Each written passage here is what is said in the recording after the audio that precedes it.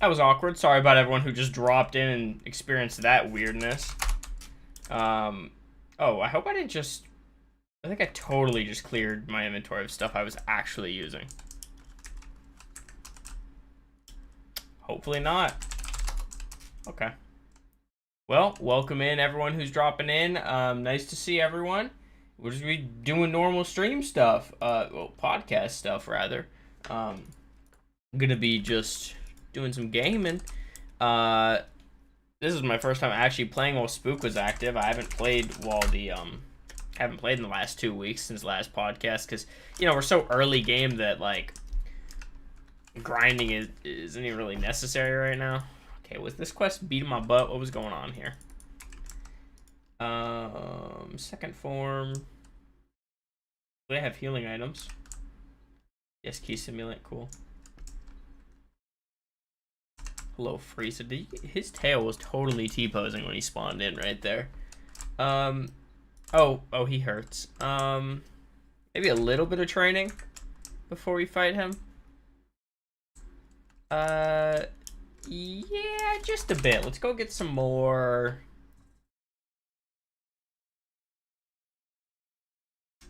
Just a little bit more con, I think. Con and dex to take a little bit less damage. We can do daily missions. Mall. Crates. And challengers. Back to warp daily. Boom. Yeah, but if anyone has any questions, feel free to ask. Anything future update related, current server related, obviously, like whatever. We should actually be getting. I actually already have racial state, so I'll probably be getting the flickers into tier 1 at some point. That'd be neato. Yeah. Warp. Why am I warping to challengers like they're not 10 feet away? I don't even know who I'm farming in challengers right now. I don't recall such information. This guy seems like he's gonna be a little weak. We could try Zarbon.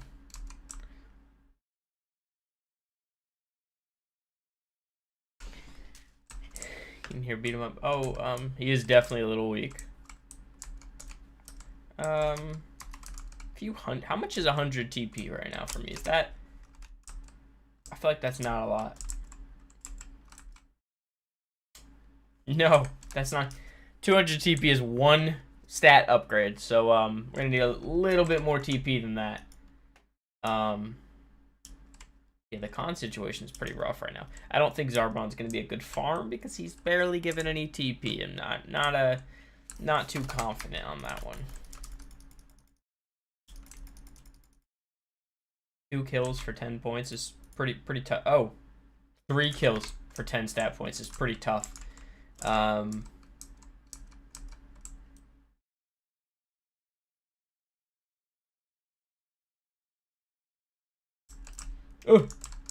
hey, I got spook currency. Epic.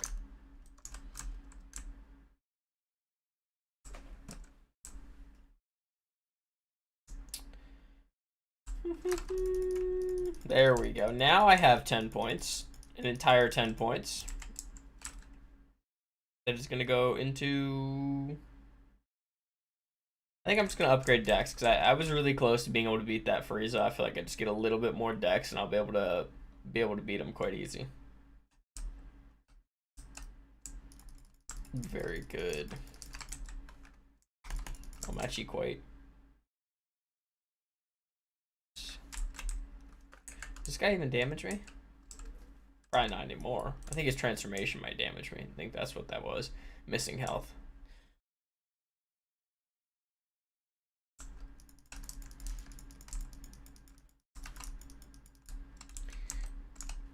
So got a form soul fragment. Very good. Good, decent Zenny from these guys. Actually, I don't even know how much what heals I'm using, but I have plenty of Zenny apparently because I have a bunch of heals, or at least enough heals. The time being. Oh no! Almost dropped out of my form. Almost made an oopsie daisy there. Probably need more spirit. Probably, oh! A little rough on that one. Or not to have to use heal items and challengers. You know? I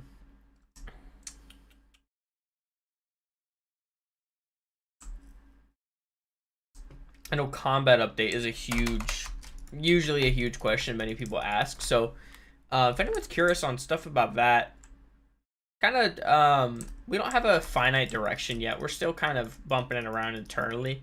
I want to say like a lot of usual stuff, kind of like what you'd expect.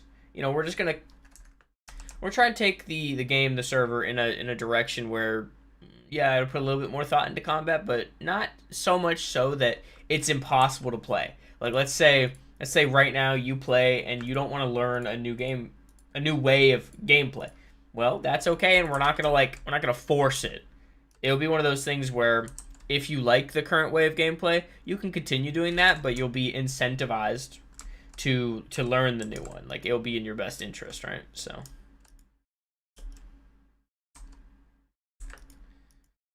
Oh, wrong NPC. I got them backwards. I actually needed this guy.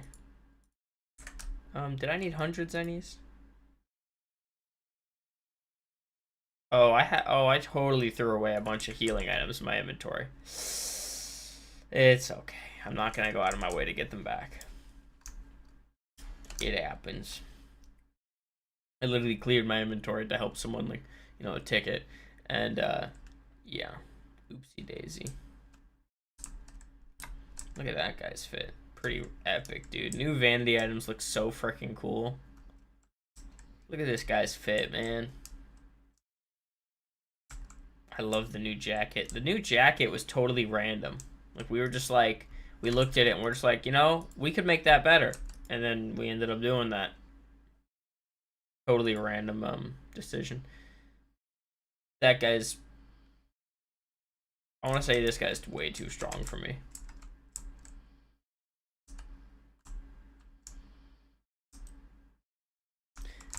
Little on the strong side there.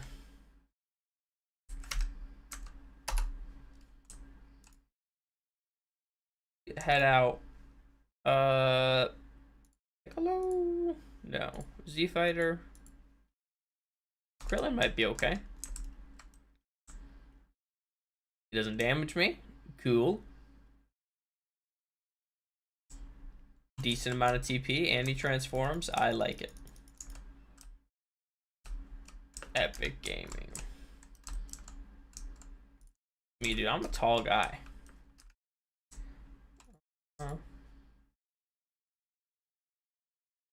Oopsie. Out of energy.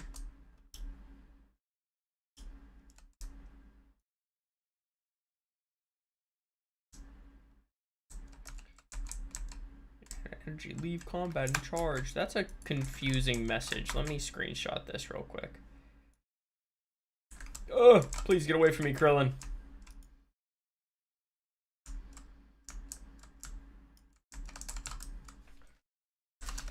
We're here to beat him up.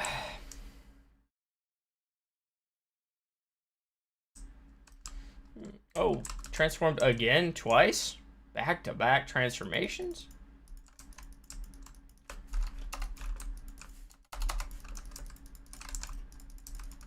This is good TP.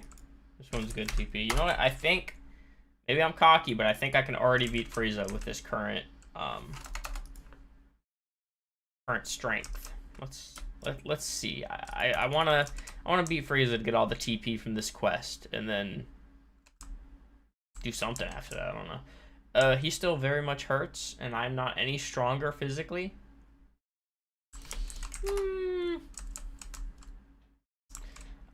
I'm gonna kill a few more Krillins. I need more spirit. I don't really want to put points into spirit right now, though. I feel like I'd rather just suffer and manage it than put points in. So that's what I'm gonna do.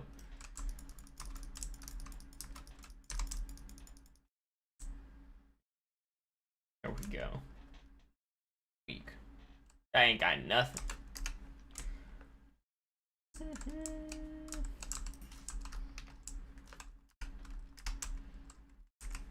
Watch yourself, Krillin.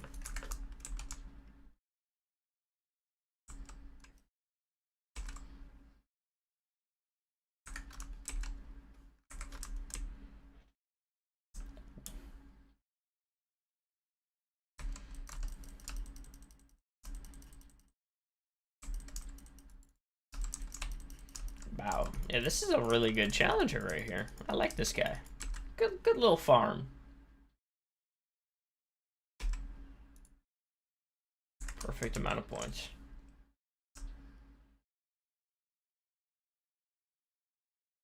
Oh, that's what I need to fix. I need to fix that annoying little bug where the stat buttons aren't the right size, if that makes sense.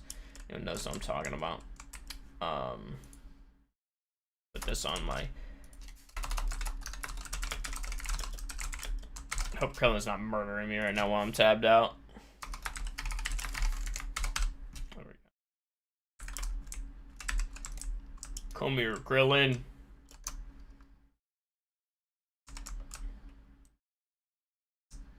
He'll beat his butt.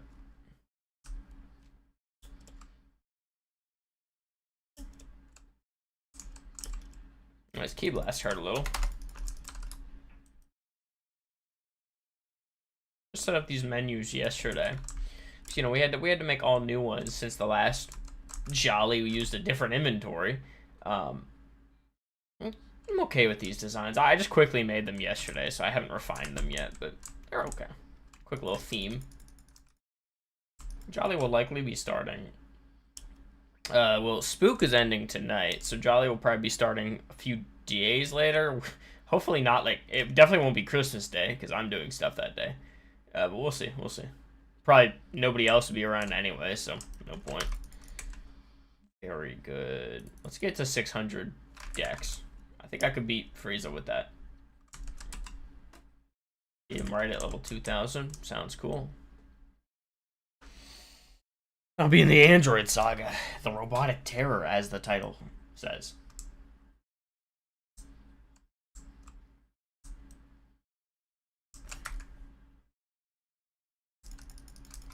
Very good, very good. Oh, whatever. I definitely need more heals. This is crap, but these heals suck. You know what? But we're gonna keep buying the better heals. Invest.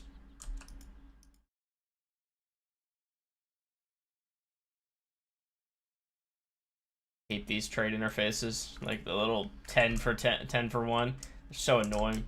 I want it to be digital. Make it all digital Zenny. That'd be very cool. Here we go. All right, let's.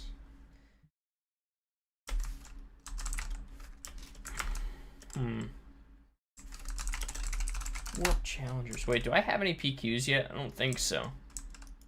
No, they're not unlocked in PQ 305. Okay, so soon we'll have armor, probably today. Nice.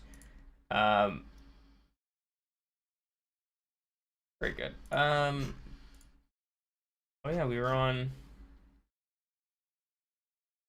Did I not beat you? I guess Slug isn't super weak. Let's see. I'll probably beat him now. Oh yeah, I can beat him now. Perfect.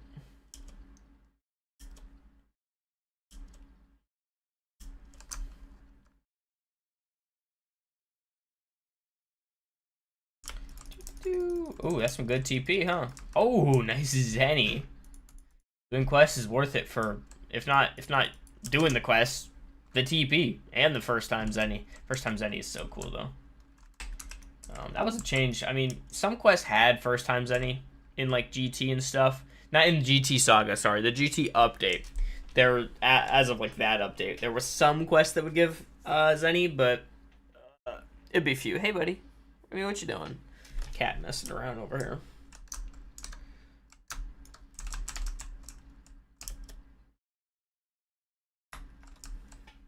Remy, what are you doing? Come on, bud. Dude, get out of there. Thank you. Little rascal.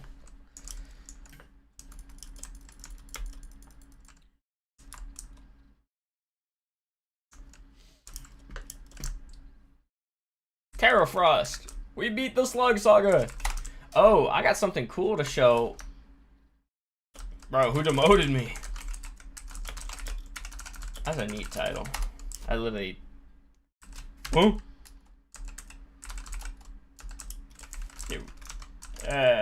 Big title.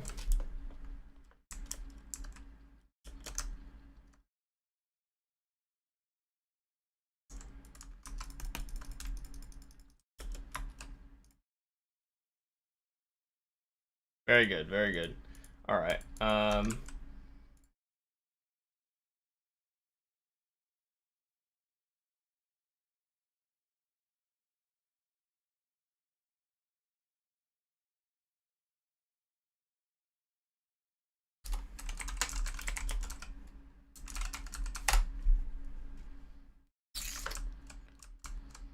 Look at this guy, dude.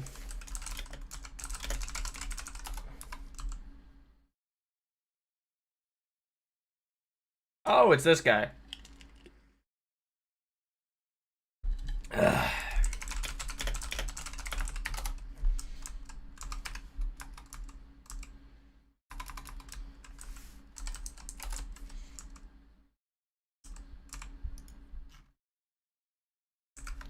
I feel like I could beat Frieza now.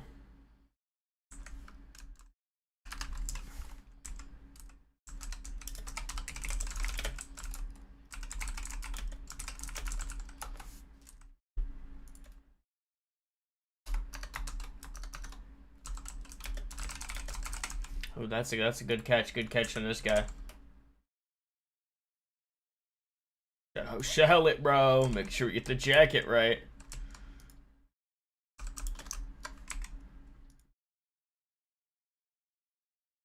Forgot to transform. Hello, Frieza of Namek Saga. I didn't bring... God damn it, I didn't bring enough heals. Oh, hell no, I did not bring enough heals.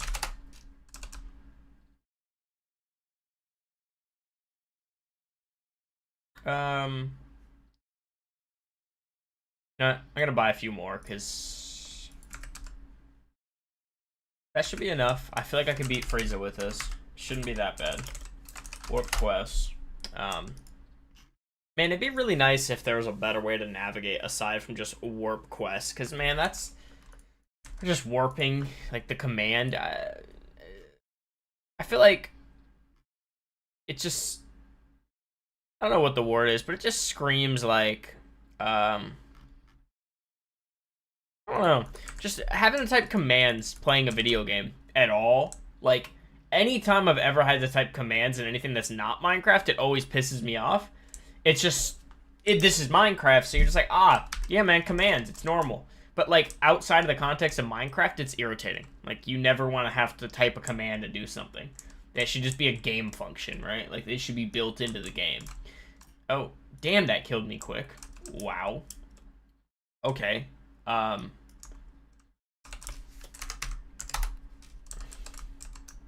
I need more dex? Jeez. I did not expect to get milli-whopped like that. You know what?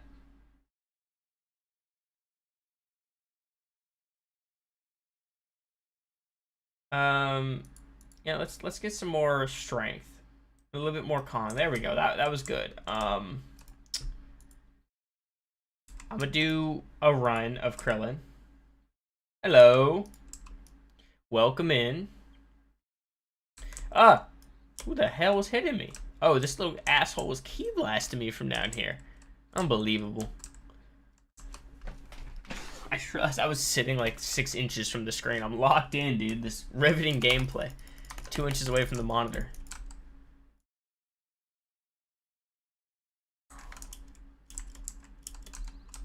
This little guy over here. Beat him up. Dude, the knockback? It's definitely irritating, but...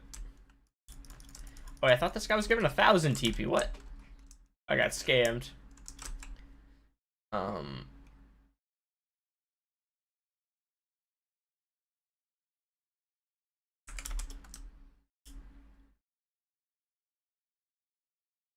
Spirit will definitely be upgraded soon, because wowzers, I need more. Suffering over here. Very good. Yeah, to anyone new who might have just joined, if you guys have any questions about the server itself or just upcoming updates and stuff of that sort, let me know. You know, combat updates, our next big update. I know that's a lot of people usually have questions about that because what does that mean? I can kind of get into that in a moment. I'll see if anyone has any questions first.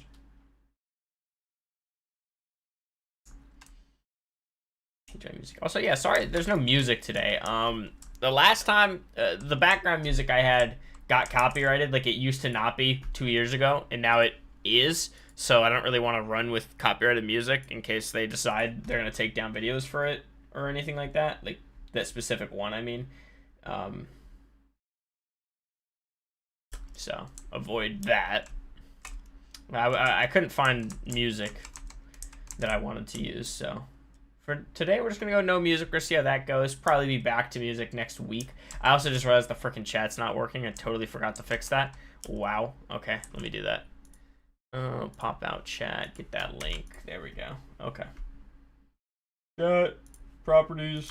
Fix. There we go. Okay, we're good.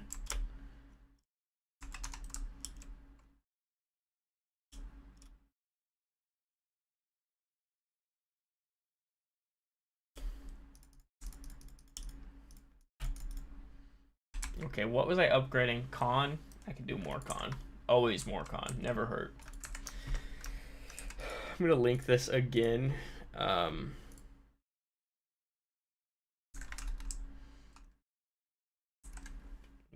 Me, dude.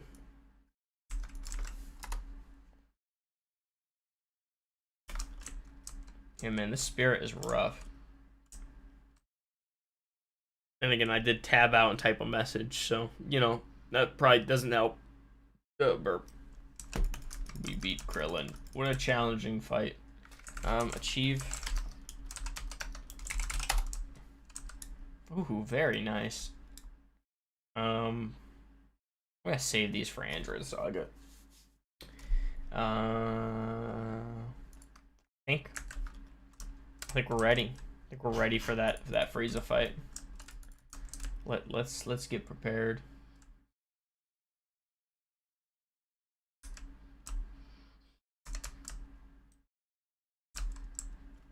Oh, much easier. Look at that. Look at that health. He's barely even hurting me. Oh, he's hurting me a lot. All good. I appreciate you dropping in and watching. No worries at all.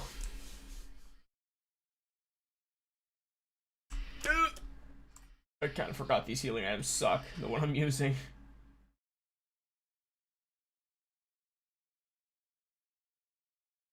Oh, this would have been a good time to use the bear heals.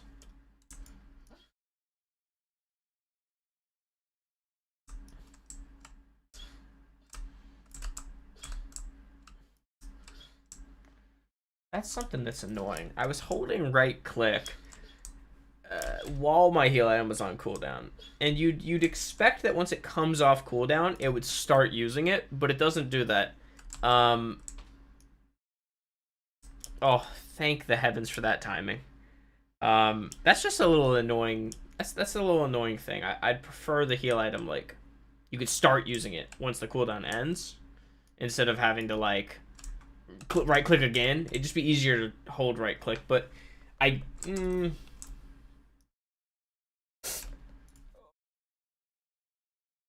epic.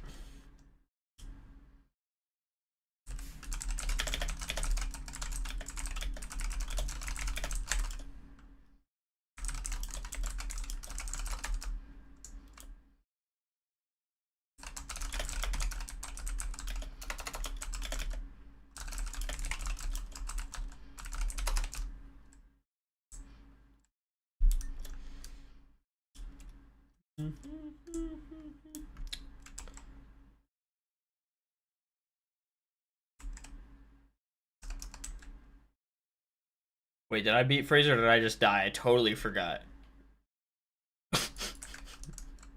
I'm gonna go trade a little bit more. Oh, Lord. I got a little bit of tier 1 souls.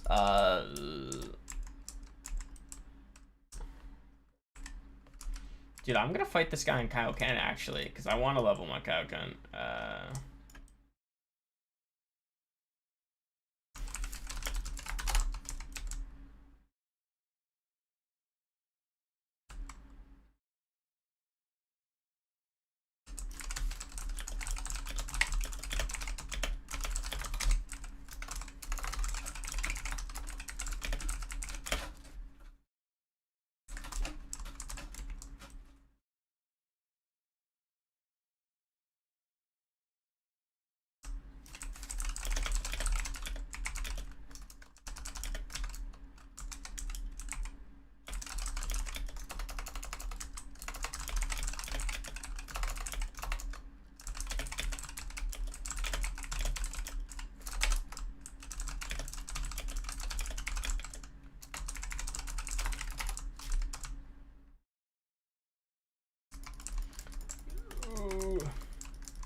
That's a cool idea. Little way to track something on screen would be really neato.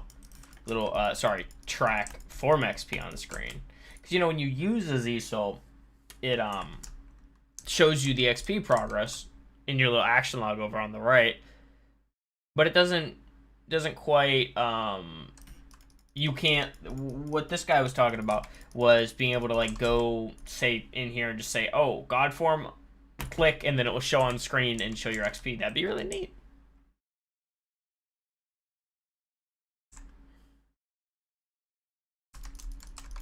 He's cooking on that idea. Need more decks.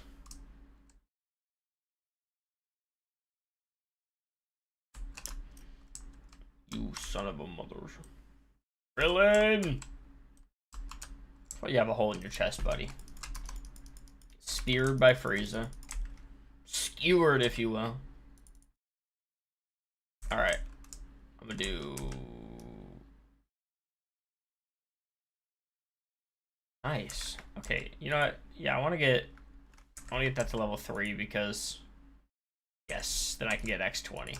I'm just gonna get ×3, or Kaioken ×3 to level 3 so that I can at least be able to get ×20 when the time comes. Sounds good. Sounds epic.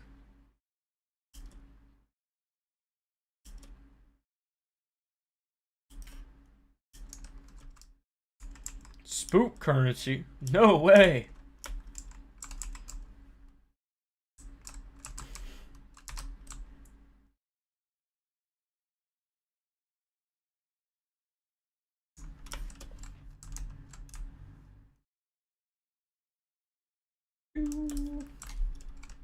My stamina.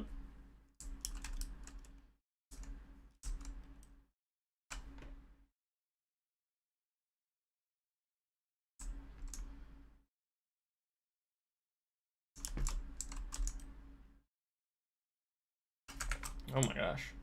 I have a hotkey that types that command you just saw, if you saw it. It types the whole command out because I run it so often that I'm like, I'm putting a freaking hotkey on my mouse. Like, I have one that runs the, we have a heal command. Oh, I just used it. I forgot it works on this server. I'm a cheater, I'm sorry. Okay, I could have just gone to spawn and healed anyway. I'm gonna leave the challenger. I feel guilty now. I'm an exploiter. I'm gonna get banned.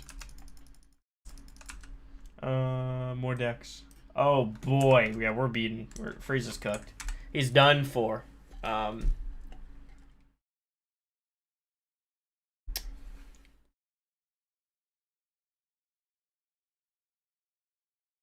You get XP every 15 seconds, right? No, it's like every... I don't know how often it is. You know, you'd think I would know, right? Sounds like something that I would know. Being the guy who coded it and all.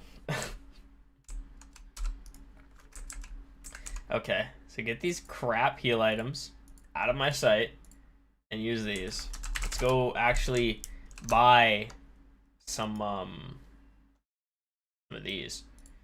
For these bad boys. Nice. Tons of yellows, any. Um,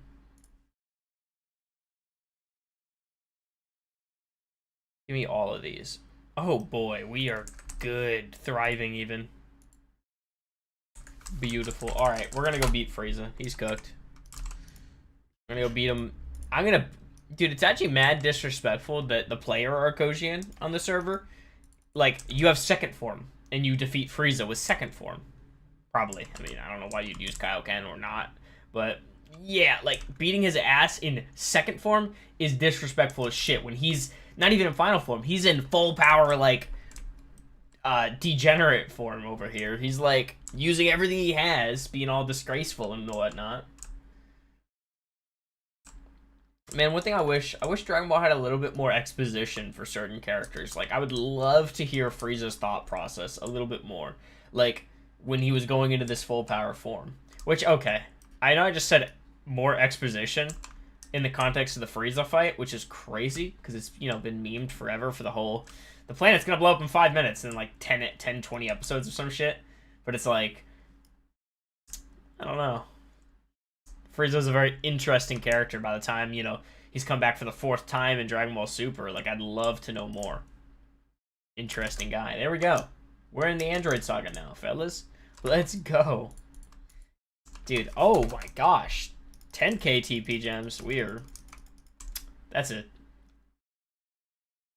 That's got a lot of points out of that.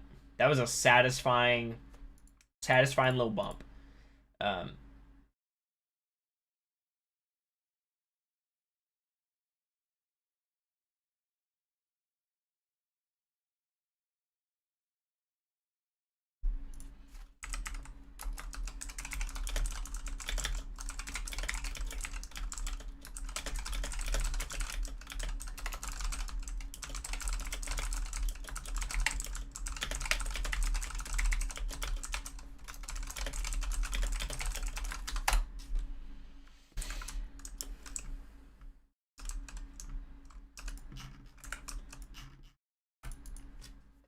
I don't think I can do Metal Resurrection already, considering it's just gonna be Frieza.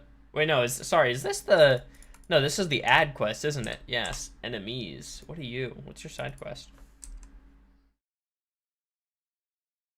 Oh, this is just talking to people?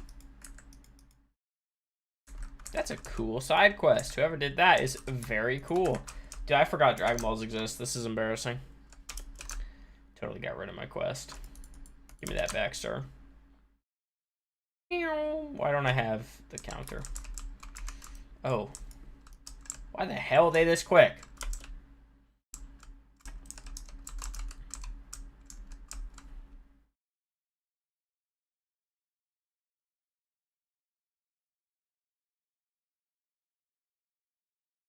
I keep accidentally sitting so damn close to the screen. What is wrong with me? This little guy. A pool. What's up, buddy?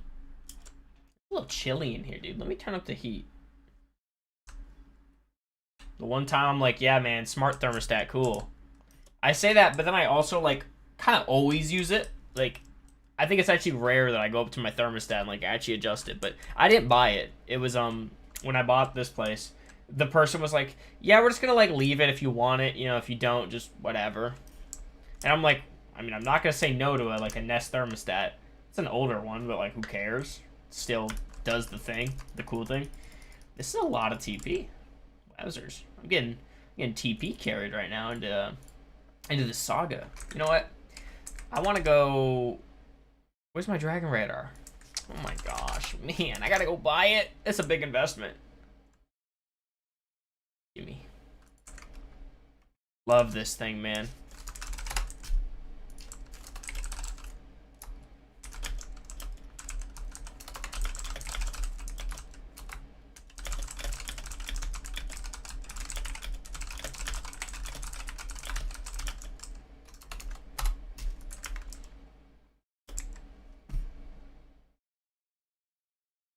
Nice. All right, let's go. First off, let's check achievement collectibles here and see kind of where missing some in the Namek Saga. Okay. I'm just gonna guess that's like the last few quests, right? Like that sounds like that makes sense in my brain. Nothing here. Really?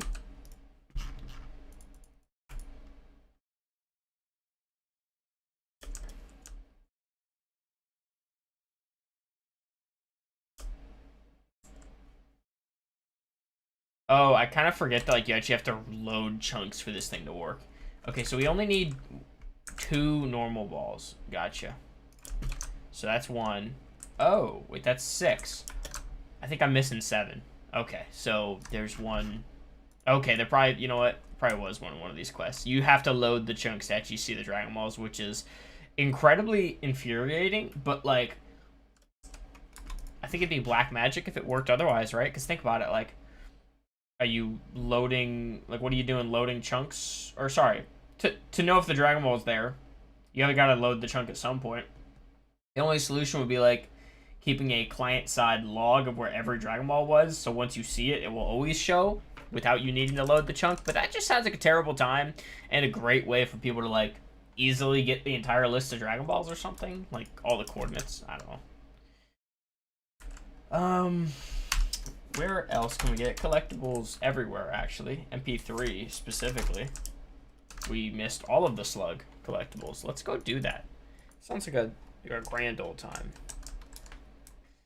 Well, there's a guy. Gojo roleplayer. Spotted. The fit is cool, though. Good job. Good job getting it that good. Hello. Boop.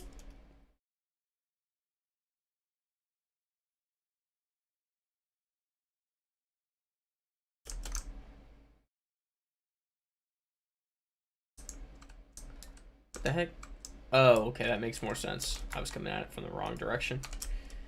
Dude, these Dragon Balls are going to be a blessing, because I'm about to get so many little Z-Souls from this. I'm going to be thriving.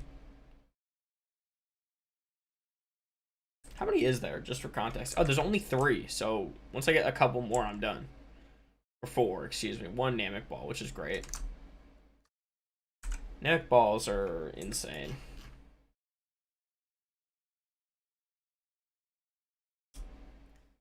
One of these is a Dragon Ball hunt, so if I start seeing like 10 Dragon Balls on the radar, we know that that's not the location.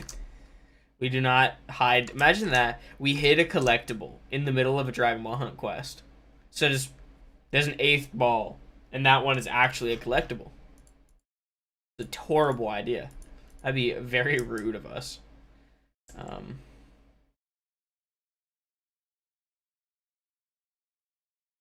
Epic. Alright, that's the last Dragon Ball. Now we have a Namek Ball, which I'm gonna guess, personally, I'm gonna skip a quest, because we usually don't put them back to back. If there's like 9 quests and there's 4 balls, they're not gonna be like the first 4 quests, because that'd be kind of silly. Okay, it's also not this. Where the heck? Why is his waypoint not showing? Oh, because I never actually looked at him. That is hilarious. Because those waypoints only show if you look at them. There's not a list on the client of every quest giver location. You run to the quest giver and it knows where it is. And every quest teleport takes you to the quest giver, so it's not really an issue. It's kind of a, I was very proud of that whenever I did that like over a year and a half ago at this point. Waypoints were a funny addition. They were like, they happened for crates because we had some testers telling us like, hey, you know, I'm struggling to figure out where these crates are. And I'm like, you know what? If there's just a big ass waypoint on your screen, right, then you'd really have no reason. Like, it's right there. So that helped, and then waypoints ended up becoming more and more and more used. Oh my gosh, I had the perfect amount. That's beautiful. Am I gonna be able to level the form up? No, I'm not. Very good. I want to go into second form and see the drain and multi go up.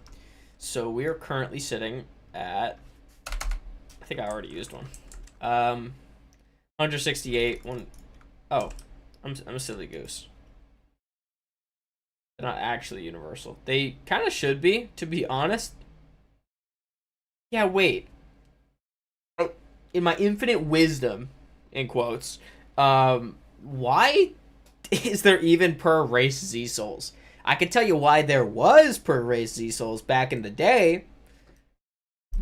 because we weren't able to code it to be per like or universal like that. But these days, oh, we're more than able. So it's kind of just a never thought of it. That'd be a neat change. Just get rid of all these. They just auto convert to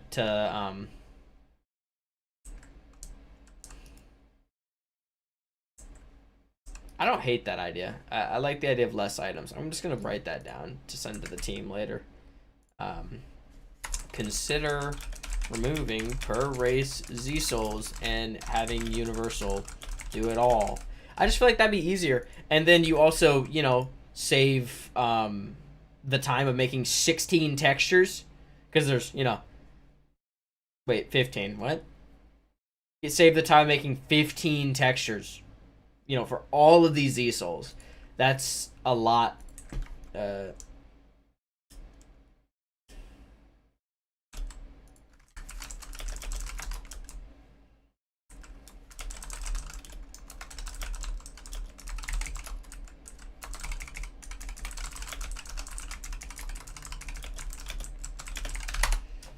Thanks, Jason. I think it'd be really cool. Like, I like condensing things, because, like, what the hell does a Super Saiyan Z Soul do that a second form Z Soul doesn't do? They're the exact same in function.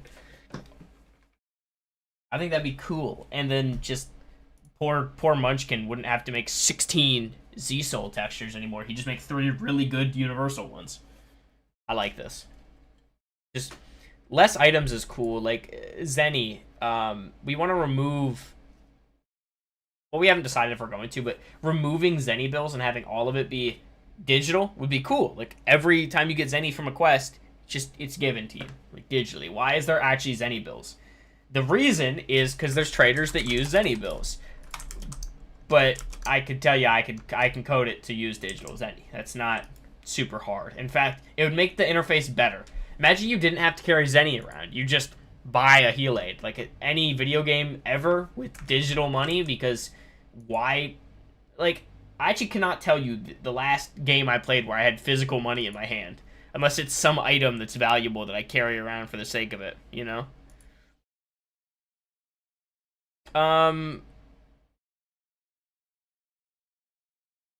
One second. That's actually a good question on this topic. Give me 1 second, though.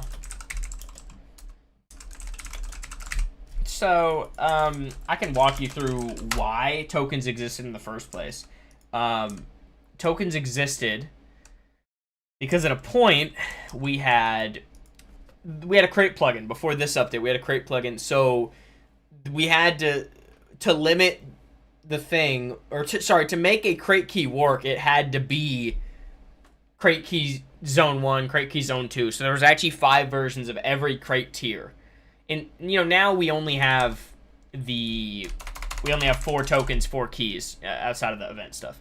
But no, there isn't really a reason the tokens exist, to be honest.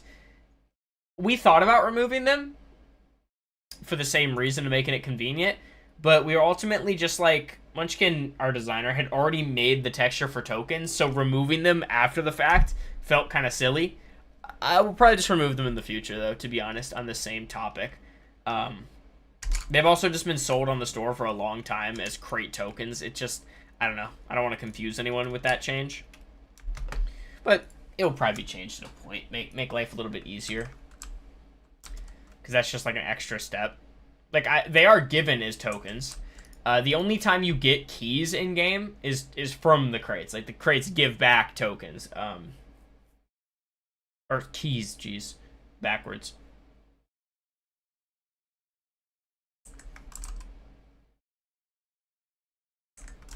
It's just one of those things. I mean, there's not a legitimate reason. Like, it's another thing that should probably just be changed for the sake of it. This probably won't be changed for some time. Probably, like, next update at the earliest. But next update's the combat update. So, you probably won't see many huge sweeping changes outside of combat. Because, you know, we want next update to be pretty concise on that topic. We don't want to do too much jumping around and different things. But we'll see. Who knows? I like working on side things. One thing I can actually share, give me 2 seconds, I gotta start up my server to show this. Packet issue still happening. Someone got my XP gain message. it's starting.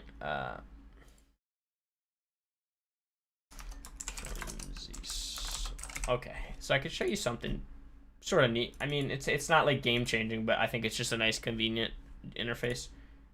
Oh man, I like why I'm rushing to join when I could see the console on my screen starting. All right, so I don't think there's anything I need to worry about showing here. Here, so if I run /titles, it will now open this interface, which I've been working on the last 2 weeks. Well, not every day. It's just been side task.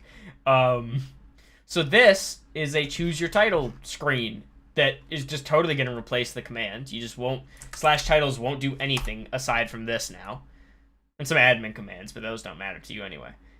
So some things you see me scrolling here, you can click on the scroll bar. Pretty proud of that. Never made a scroll bar like this before. You can also scroll. You can categories here. You can favorite things. You just say, oh, I want all those favorited, and they're just going to persist. If I go ahead and type spook, it's not in the quest category. So I type spook, it's going to show here, as well as all of my favorite titles, because they're, you know, favorited. There's no title option to remove your title. Look there, and it changes it. And then you can also change your rank tag, so that's neat. You can go ahead and just be like, oh, yeah, this is a feature a lot of people have asked for. Because if you have supporter, you technically have all of these donor ranks. So some people, or if you have Jolly, some people just want to be Spook if they also have Spook. Some people want to be supporter, like, you know, just options to change your tag if you have access to the tag, you know. And then also cosmetics. So when I made this menu, it started as titles. And then I'm like, well, it gives me more of an excuse to make it if it's doing all of this in one menu and all the code is just being used. Like, it makes it, you know, multi-purpose. So this will allow you to toggle your cosmetics. I don't recall if the cosmetic toggle actually works right now. I don't think it does yet.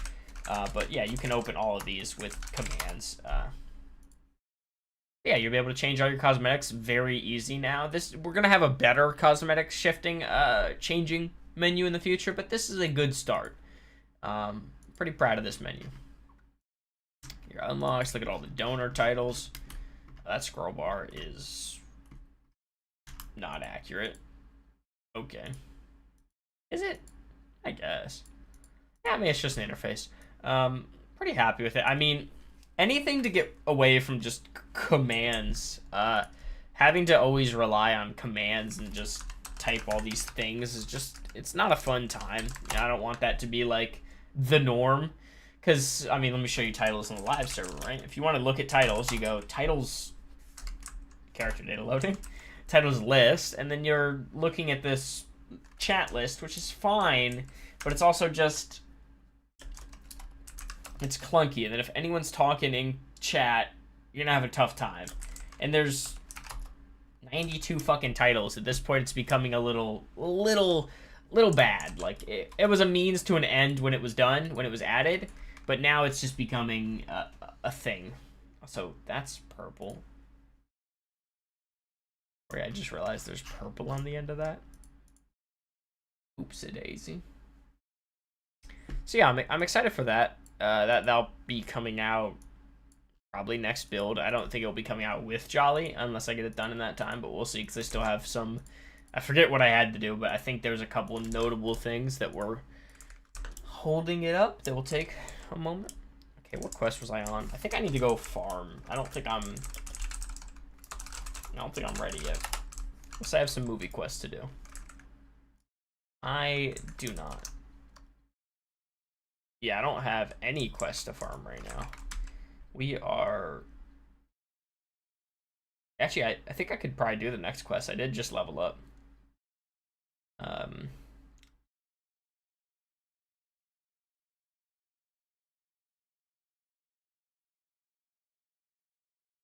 Oopsie. Sometimes stat upgrading is a little nudge laggy. 1500. I could probably fight someone. Not Piccolo. Well.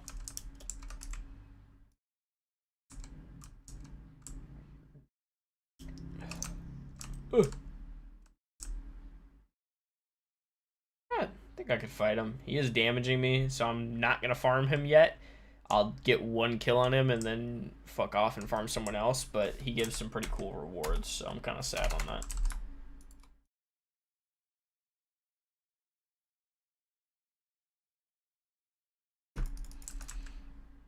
Man.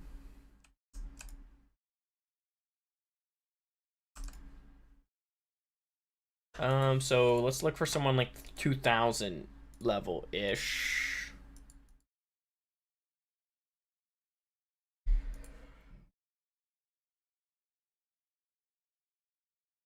Definitely not the event challenger. Ooh, Raccoon might be. Ooh, wait a minute. I think Ginyu's perfect. 2200.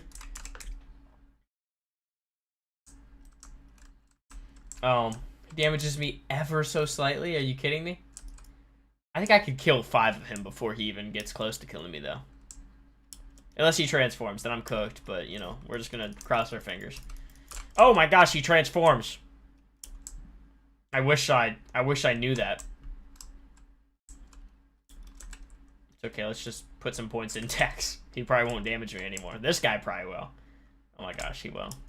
He hurt.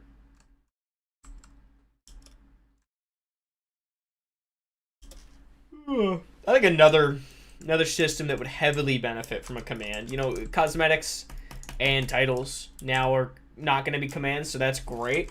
But achievements, that is the worst offender, without a doubt in my mind, because, I mean,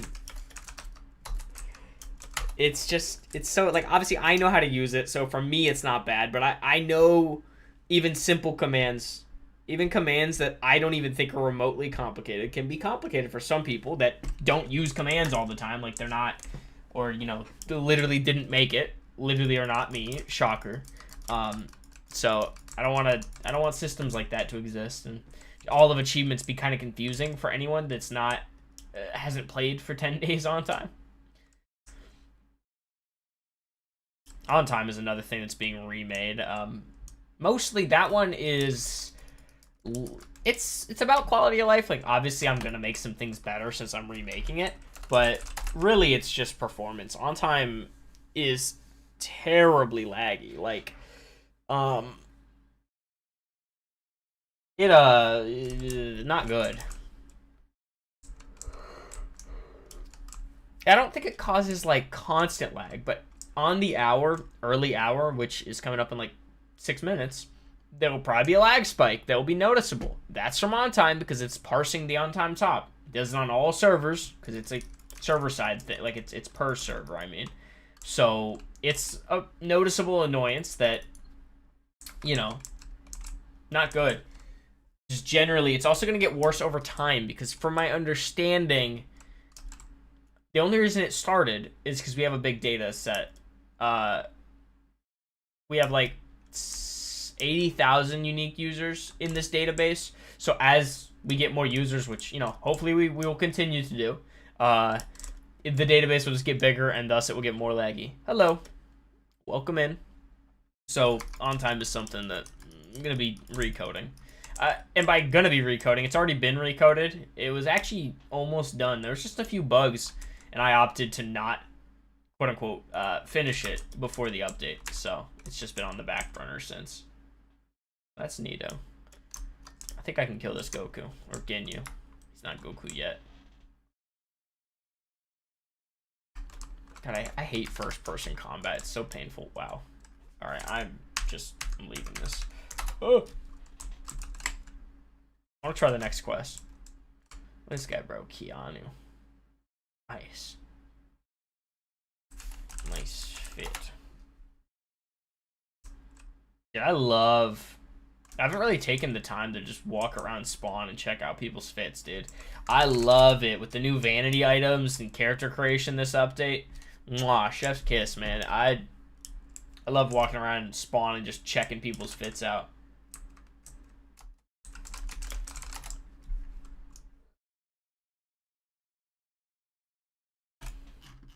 Dang, when the heck am I getting my next 5% release? Why does the YouTube chat keep on disabling itself? Like for you? Or, I'm not sure. Mine has just been sitting there open on the tab I have it open on. Hasn't done anything odd like that to me. So, not 100% sure. Oh, well, you know, I said that, and then I refreshed the tab, and now it's taking a moment to load. Let me check another browser.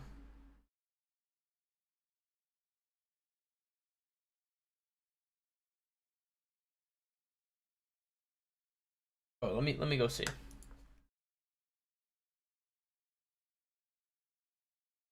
Yeah, it's doing that for me too. I have not a single clue. I would like to cope and just say this is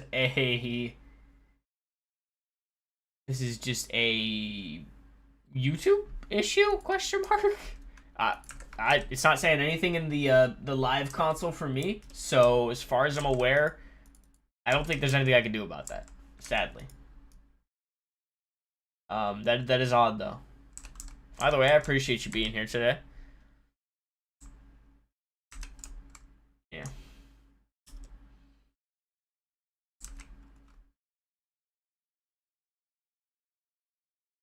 The only option. Blame YouTube.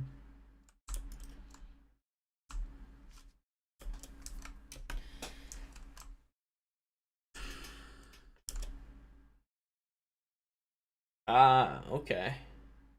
Interesting. Yeah, like it just came back for me, but it took like a little bit. Like since I first checked, it just came back. So it's definitely an issue, and it definitely takes a minute. Development's going pretty cool. I was showing a new interface I was working on to allow you to change titles, change your rank tag in chat, which you know basically your prefix, same kind of thing as a title. You'll be able to switch those, and then as well as cosmetics. If you go back like I don't know 10 minutes in the VOD, it should show. So it's going pretty well, pretty cool. Working on some pretty neato stuff. Combat development is gonna be underway anytime now. Once I'm ready for that stuff going on IRL and all that, keeping me occupied. Oh, key stimulant. Yeah, exactly. Because you know the titles command's a fucking mess. The cosmetics command is the same amount of mess. Both of those commands to cope about it came from, you know, oh, look, this is just a way to use it, and eventually it will get an interface. And then that eventually became like 2 years for cosmetics and 4 years for titles, right? So, overdue. That was a close quest. Sorta. Dude, if y'all have any questions, excuse me, I'm yawning a lot. If y'all have any questions about combat update, anything of that sort, let me know.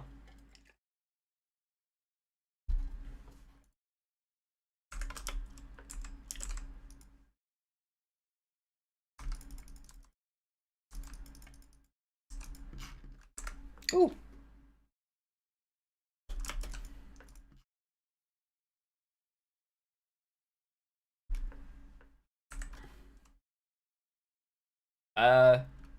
I don't think I could beat Goku, to be 100% honest here.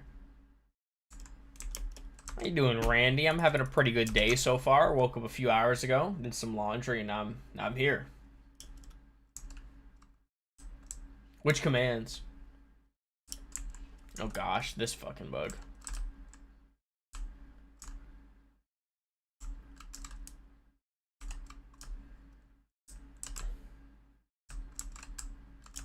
Okay, now the quest is actually broken.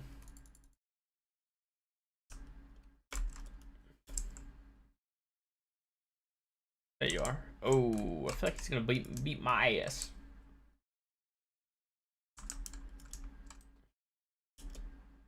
Oh my god, he's whooping my shit. I barely even heard him too. Nope. Nope, nope, nope, nope. Ah! Remain calm.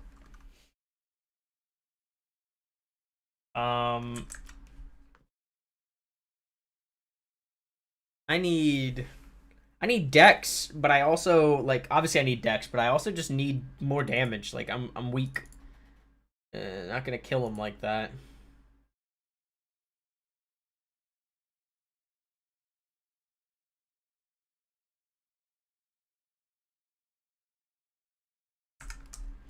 a ranked lock, but I remember are warp places. I mean, if you type a warp that doesn't exist, it just some of them. I don't even know what warps you're talking about because there's not really like any warps that are limited to a rank.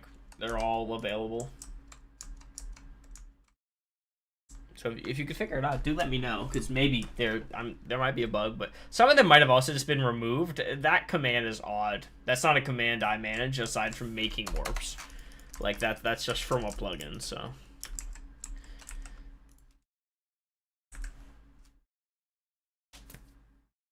Oh no! I ran out of key.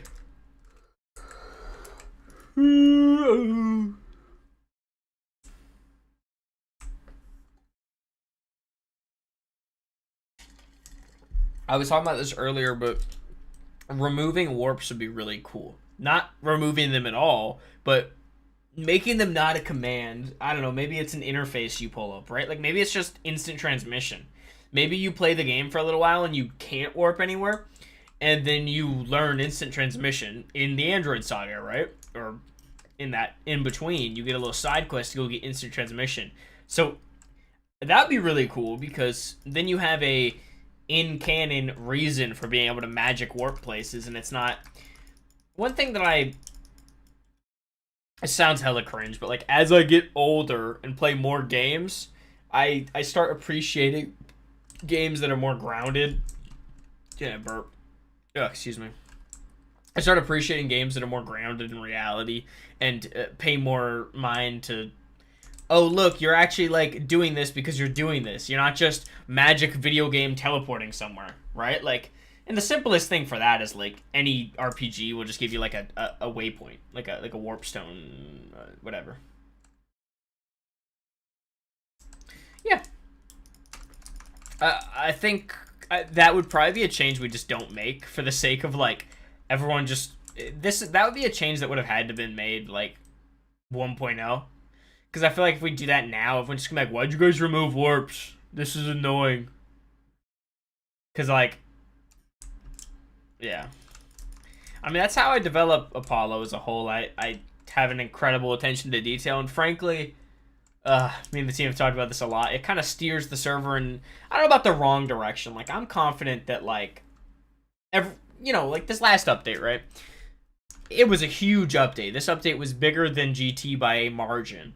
But depending on what you care about as a player, you might not feel that way. You know, it only added 30 quests and none of the quests were late game and all these things, right? But for me, I changed so much of the internal code that you guys... Basically, the point is, you know, when internal code is changed, the idea most of the time is that it works the exact same for you. So you won't even notice. The code will just be better on my side. A lot of changes like that. A lot of future-proofing to make the server run smoother as well as just genuinely better to work on consistently. So that it's not annoying. That's a big thing for, like, events. Events are... not a huge fan of events. Because they take me from my development flow and put me on side quest for a thing, and I'm just never super into it. And that's why every year, though, whenever Spook runs or Jolly runs, it gives me a chance to make the code better, so that next time it runs or next time an event runs with the same kind of internal code, it'll be better. But the whole topic of, like, MP3 is, you know, a lot of the changes for the update kind of went in...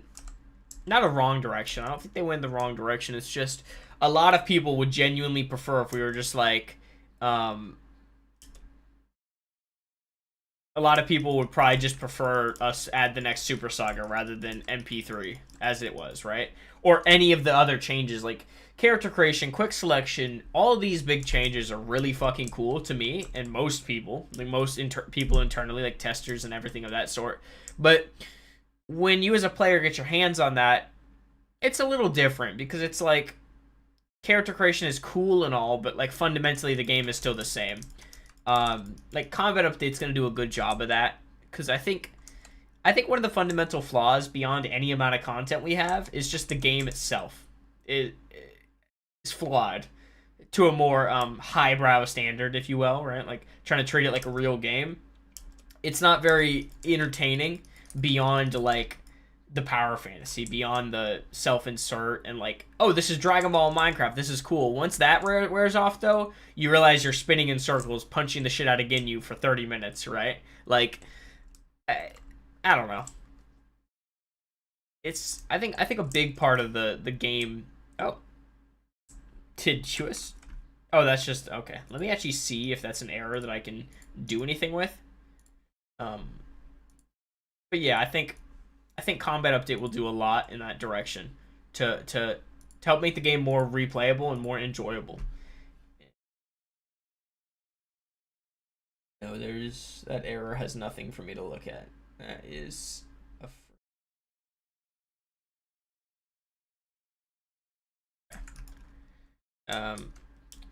yeah. And you know what? That's kind of the duality of it, though, because a lot of people give a fuck about character creation. Like, character creation isn't exactly some niche system.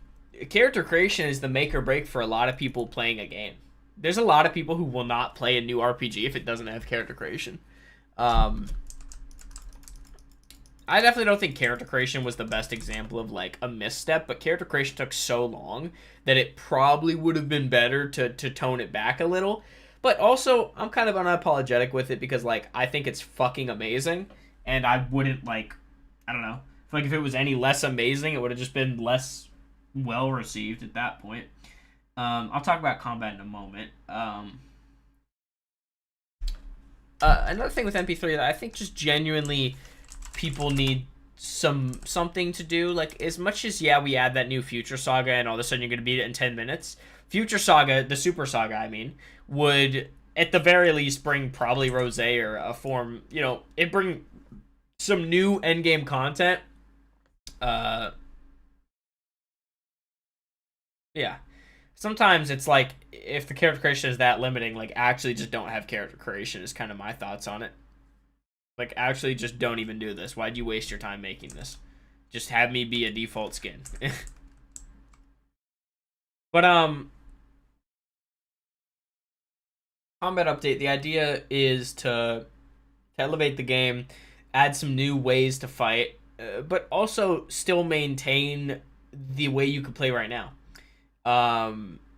You know, because we don't want combat update to immediately push people away in the way that like, oh, now I need to learn how to parry, how to block time, all the nuance that can come from video, kind of generic video game fighting styles, right? Like, you don't want to suddenly not be able to spam click.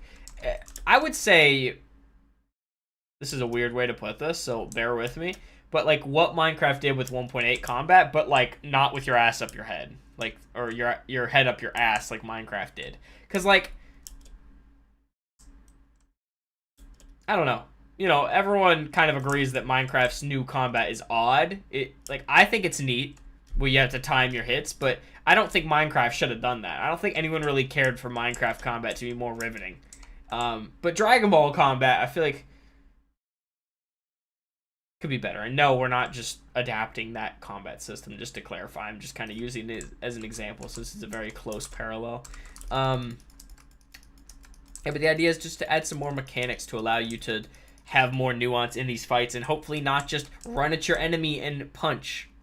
You know, maybe the enemy can fly, maybe the enemy can teleport. A lot more gameplay, because like right now the AI is quite literally pretty much just a zombie that runs at you. Oh no, absolutely. If the fights get more complex, the grinding will be better. Because you don't want to have to complicated fight. Like, imagine I was farming this challenger and he was stunting on me. He was teleporting, flash step, and beating the shit out of me. You want that fight? Let's put it like this. If right now I can kill 5 of these Ginyus with them transforming every so often in less than 5 minutes, I don't want that to take 15 minutes now because the fight's more complicated, or 10 minutes now, and then still get the exact same rewards. You'd want to basically compensate the time difference, because the game right now, aside from some tweaks, is pretty fucking well balanced and pretty good in me and the team's opinion. So we don't want to throw that out the window and make the game twice as hard because we made the combat slower by virtue of there being more to do, whatever. Right. What else? Oh yeah, we did bring a lot of forms with Primal, but Primal was 2 years ago. Primal was 2022 that came out. Racial states. I'm not gonna sit here and say that wasn't a lot of forms. It was obviously a lot of forms, but it's also pretty easy to just be like, well, it took 2 years and we got a little bit of forms, but none of them were even late game forms. I don't know. I think MP3 is weird. We're gonna be running a survey soon for this very reason. I mean, we've ran one for the last 3 updates, so it's kind of just tradition at this point. But we run a survey asking how people felt about the update, how specific systems, how it's performing, how visuals, all these little survey questions, and hopefully a lot of people take it, and it helps us get a gauge of what people liked. And the last 3 updates have all been an upward trend in terms of the 1 to 10 rating people give each thing, so that was good. And as far as I'm aware, this update, most people are pretty happy with it. I think it's just like, I think you could be happy with something but still I don't want to say disappointed, because I don't think people are disappointed. It's more of just like a neutral, yeah, the update was good, but like, I'm not gonna like play an entire another character again, right? Like, I feel like a lot of people are realistically not gonna start entire new characters just because we changed the early game. We changed like damn near most of the game this update. The thing is, are you really going to replay the entire game just because that? And I think the answer for a lot of people is no. I think some people will, but we can't rely on that being the consensus, right? Like, we have to understand that a lot of people realistically won't. Yeah, we try to take criticism wherever possible. I think a lot of people would a lot of people would like us to focus more on the content side of things. It's a difficult thing though, because if we focused on content and we had already rushed out all of Super, that'd be great. But frankly, Super serves as the perfect way to get people back in when that comes. We should have done a Super Saga by this point, because the last one was July 2021. But, with timing, MP3 ended up being the update that was remaking everything internally. And then now we're working on combat, so there won't be Super Saga till after that. But combat, aims to change the game and make it fundamentally more enjoyable. So I think that takes precedent over like pretty much anything else at the moment, because I want the game to be more enjoyable. I want you to genuinely like playing the game and not just be like, oh boy, dragging through to get my Minecraft forms.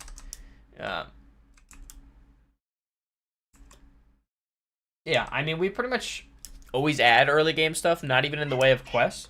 Just, that was mean. Cats are scrapping in the background.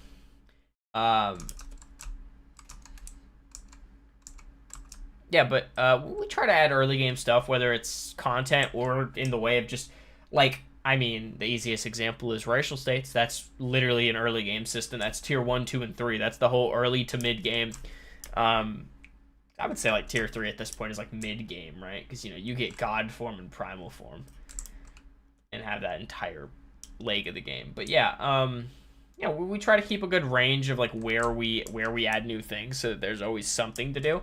We're pretty confident that like MP3 is a good time. Like, if you played updates ago and you wanted to start a new character, we're pretty confident that it's a damn good time to do so. I mean, I'm doing it right now. My last character started in the U6 update, so I didn't even get to start when GT came out. I skipped a new character for GT, but I did finish the podcast in GT. Like the update. I always say GT, but I mean the update of GT. But I'd already like beat the game at that point, so, or close to beat the game. So by the time the GT update came out, I kind of just steamrolled it. So it wasn't very enjoyable at the time, let alone whatever balancing issues it had on launch that we smoothed down after the fact.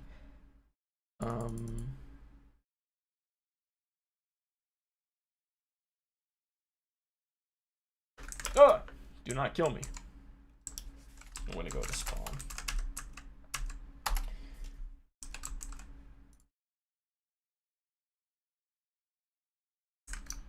I'll go ahead and shoot this link in chat again for anyone who might have missed it previously.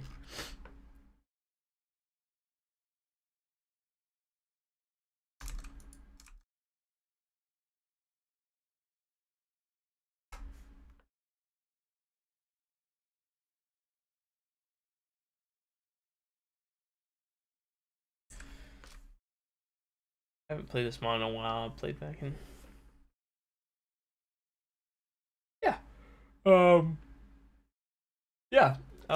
There's been huge changes in that time. It's basically a different server. That might be a little bit of a reach, but it really depends when you had played. It's changed quite a lot, though.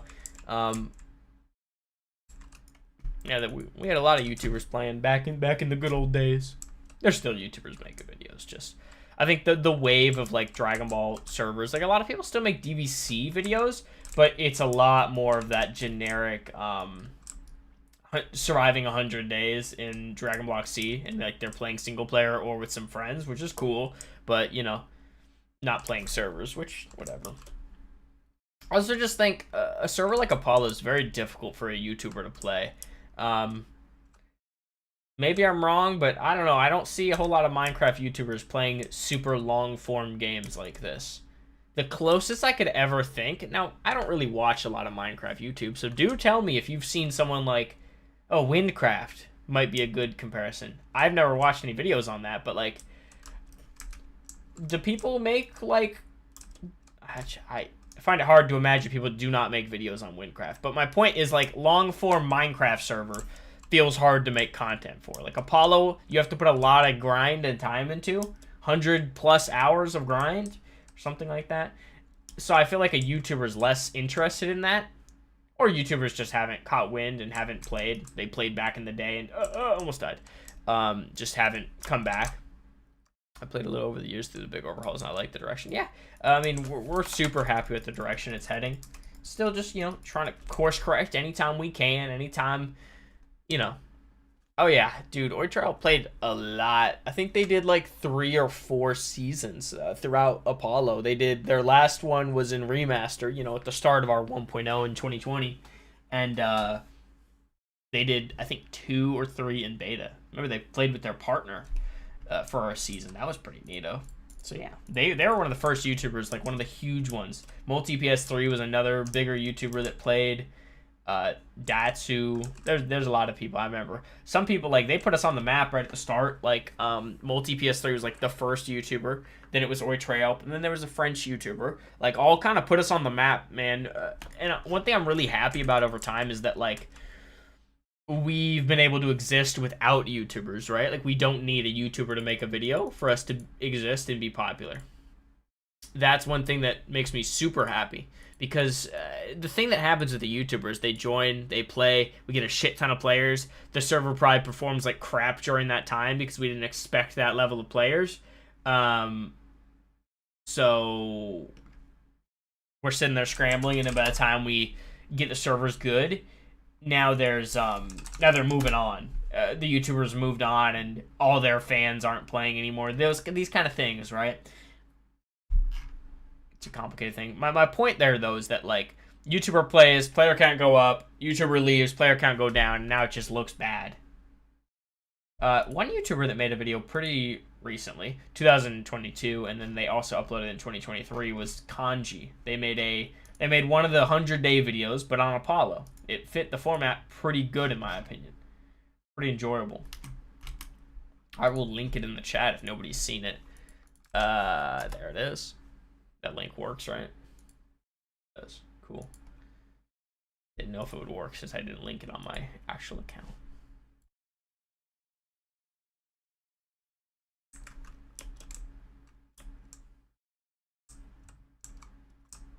That's insane.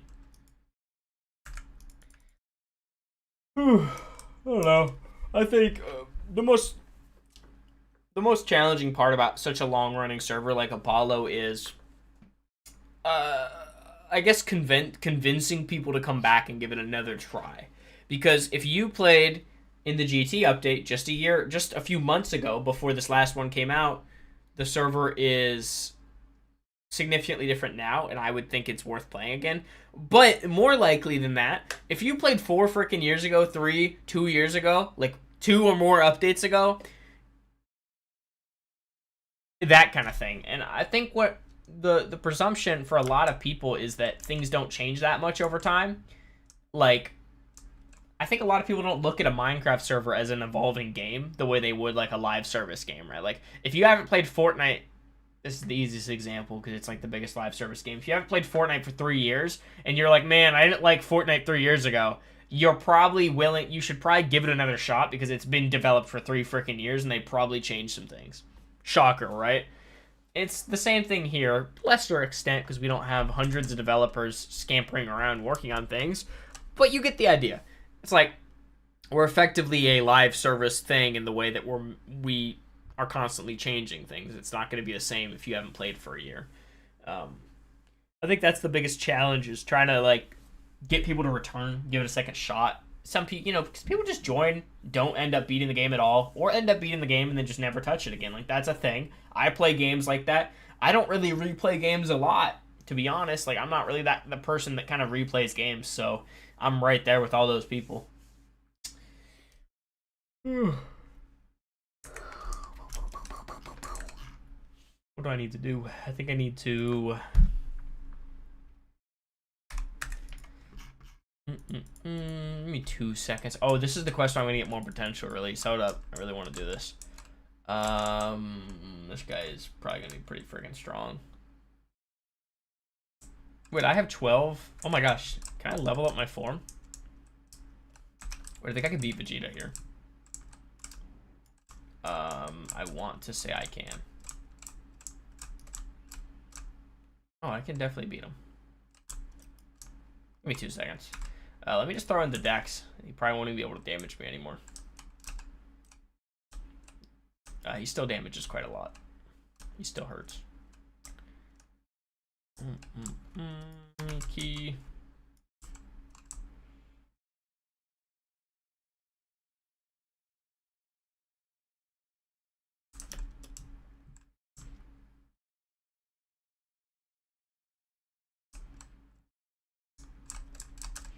I think I'm gonna beat him right here. Please don't run out of stamina. Yes, there we go. Now I have 75% power release. Heck yeah, that was needed. I'm about to get a little bit stronger from that.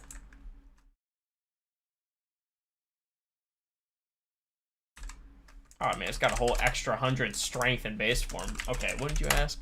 Do you know about the mod DBV that's being developed? Yeah, no, I've heard about the mod. It's pretty interesting. I think a lot of what they're doing over there is pretty cool. I look every so often. It's pretty neato.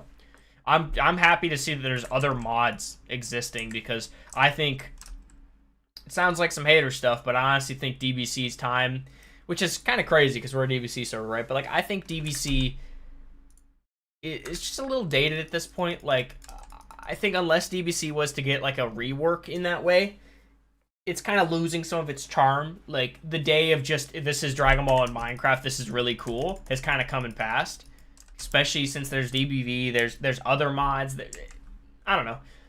DBC will always be like have a place in my heart, but like when you play other mods and you see the high quality, not even from Dragon Ball mods, a ton of mods, like mods quality has gone up significantly. Long past are the days where a mod barely adds base Minecraft elements. There's so many mods that remake Minecraft into a different experience at this point that like DBC just being Dragon Ball and Minecraft, it's kind of dated. I mean, like we've changed a lot about DBC fundamentally, so it's kind of the same idea there. But yeah, I think it's pretty neat what they do over there. I'm happy to see other people in the space creating cool stuff.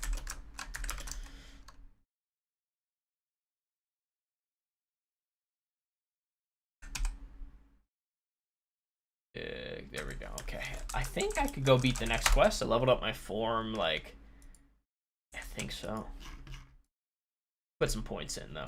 Actually, let me go back and collect some Dragon Balls. Oh, there is one here. I was about to say, no, there's not one here, but there is. Shocking. They make their own complex combat system. Same as M1. Pair and dash and advantage in their own generation. They're really cool UI. Yeah, I've seen some of that stuff. It's pretty cool. I think the way they're doing combat's pretty neato. Yeah, just generally like that's. I wouldn't say that's the full direction we want to go with combat, but like the idea of just making combat not what you'd expect from Minecraft is really sick, and I commend them for that. Just it not being Minecraft combat is really cool, and I've seen the community over there is a huge fan of that. You know. Ooh, Namek Ball. Always love that.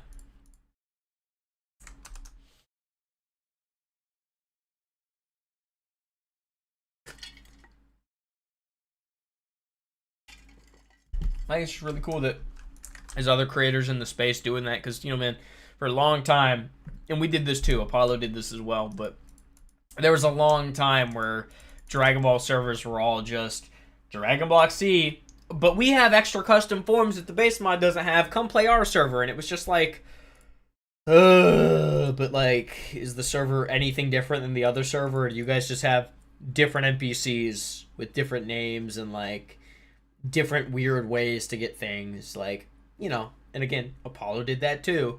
But like that was how DBC was from like 2016 to like still today. There's some servers doing it like that. So it's really cool when people go and make their own mod. Like, you know, Dragon Force was the thing Aegis DBV creator was working on before that, and that was a cool server at the time. Like, that was a really I didn't really play it a lot, but from everything I've heard, it was a very innovative server of the time. So it's really fucking cool to see people sorry, I'm looking at this spacing here. It's pissing me off. Brain. But it's really cool to see him still around in the community doing stuff. Because Dragon Ball is really fucking cool. It's a really cool series. And Minecraft is really cool. So I think it's really cool. It's really cool. People say the same thing with Pixelmon and Cobblemon. Yep. I mean, Pixelmon, it's one of those things where, like, I never really got heavy into Pixelmon, but, like, it was really cool 5 years ago, or 7, however long years ago, like when it was brand new and you saw the shiny shit. But now it's just like they've really not done anything special. And then Cobblemon's constantly doing unique things. You know, I think that's fucking sick. Java mods need more love, unique, and yeah. Well, I think people fucking forget that like a Dragon Ball or a Minecraft mod does not need to be adding blocks, items, and NPCs. It can do a whole lot more. Everything you see on Apollo is from a Java mod, right? Like, everything we do here, the custom main menu we have, is from a Java mod. Like, damn near everything you see at this point is coded by us. You know, with some exceptions, obviously. But I've taken a lot of time to remake a lot of things for the sake of making them better and having control over them to be able to tweak them if I need to. The sky is the fucking limit. I mean, DBV is a 1.7.10 Java mod, so the fact that that's possible, like, people, when you talk about graphics, there's absolutely nothing stopping a Java mod from having good graphics compared to a Bedrock mod. Not a single thing. The only different, well, there is a thing, and it's money, because people often aren't going to invest into a Java mod, because with the Bedrock mod, they could probably go sell it for money or something. I'm not really into that space. I really don't care to be either. It seems like a really weird, I don't know, not a Bedrock person. I've never even touched that version. Actually, that's a lie. I've probably played it by playing Xbox version or something like that. But yeah. I don't know. A lot of people do not give Java mods the praise they deserve, mostly because a lot of mod devs really didn't do anything unique. And frankly, I don't think mod devs needed to do stuff unique, because like if you look at I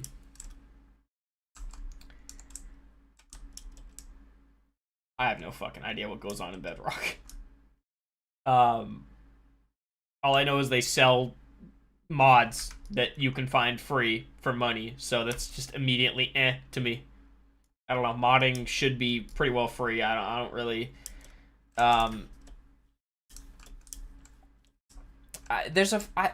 it's a complicated thing because I'm biased when I say I'm biased because I make money off the fact the server makes money, right? So my mod makes money in that way. Um, I think the way Minecraft's doing this mod selling is predatory.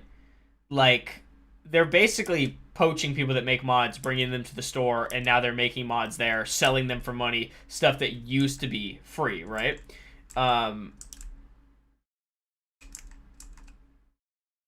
Frankly, I think it's really cool that you can make a mod over there and make a living off that directly by because people buy your thing. But the part I fucking hate is that Minecraft um, would prefer nobody sell things under their EULA. Like for Java mod, if I was to just sell my mod to play Dragon Block Apollo, you need to spend $5 or $10, something like that. I'm pretty sure that's very against the EULA, and I'd get in trouble for that. But then you do it on Bedrock, and it's okay because Minecraft's selling it. And I'm definitely skipping a lot of steps in the thought process there, but like, it's just a lot of we can because we do it thing. Do as I say, not as I do, because you know now they're making the money, so now it's okay. And it's like a lot of the mods being sold are stuff you could make in like a week, and then they get sold for like money, any amount of dollar for stuff that didn't take someone time at all. And I feel like the people that actually need the support that make really good mods aren't really gonna get it. The people that make fucking furniture mods that took 5 minutes to make are gonna get it, and it's just gonna be not really solving anything. Does that make sense? Like I feel like we're just gonna be supporting the mush that 12-year-olds gonna be enjoying rather than the actual good game development level stuff that people that actually need money for their tens of hours of work a week on the thing. Um,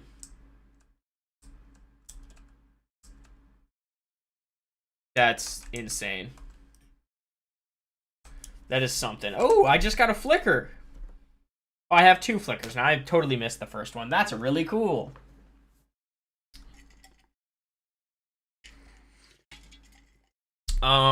Yeah. I don't know. I'm not a like I feel like a boomer because I haven't even looked that much into Bedrock mods, but everything I've heard has just made me about them.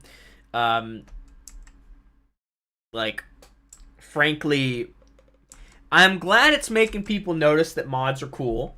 I'm glad that exists. But counterpoint, games like Skyrim already fucking exist that people widely know modding is cool.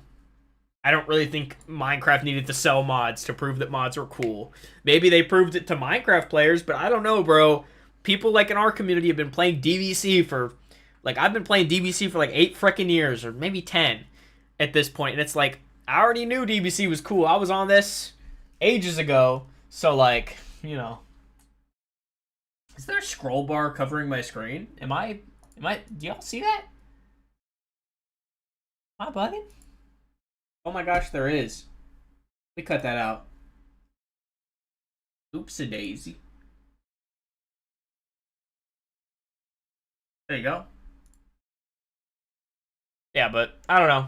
I'm not a huge fan of Bedrock mods, but I also have the unique advantage that you guys support the server, which supports my mod development. Like I don't need to be, hey guys, you know, pay. I don't need to like do a Patreon or something like that. Like you know, we've thought about it.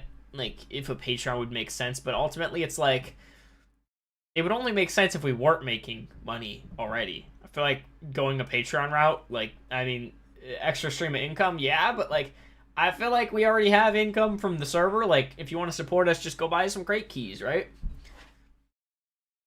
And then I feel like, because if we had a Patreon, I'd feel inclined to do something for it, like something unique. I don't know. Who knows? Hell, at that point, just buy Divine. Uh, I've definitely heard Bedrock's really buggy. Which makes all the sold stuff even crazier, because it's like, really? You're selling shit on your buggier version?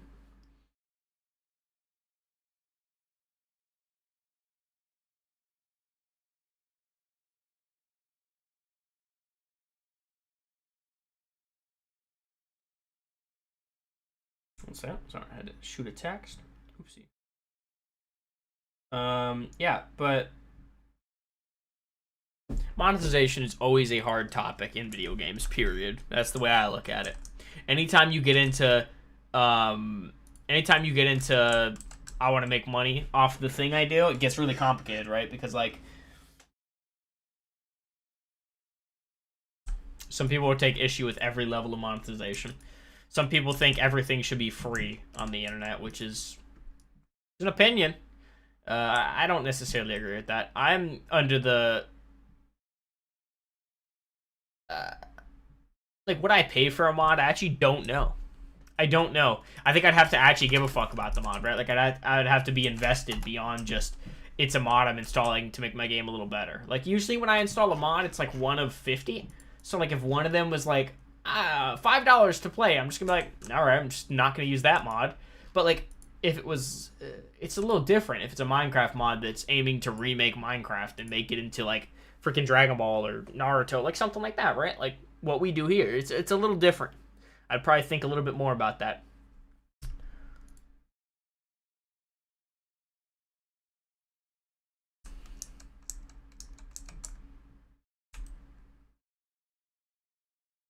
Yeah, I've heard that about Bedrock though. Heard that it's borderline unplayable. That checks out.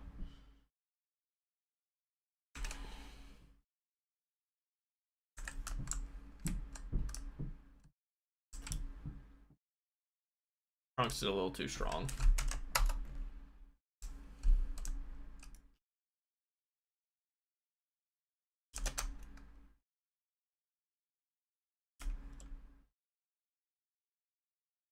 Oh, I think I have some Chief Collectible Z. Nice, okay. I want to say, oh, I need to go back to, I already got this one. Why not? I don't know.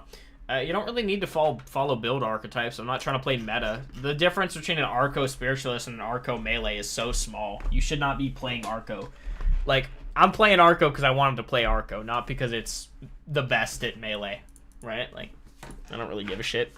The difference is going to be so minor that at the end of the day, I can just go grind a little more to account for that. And I like Arco. Arco is one of the races I played the most back in when I actually played DBC myself. Arco's always been fun.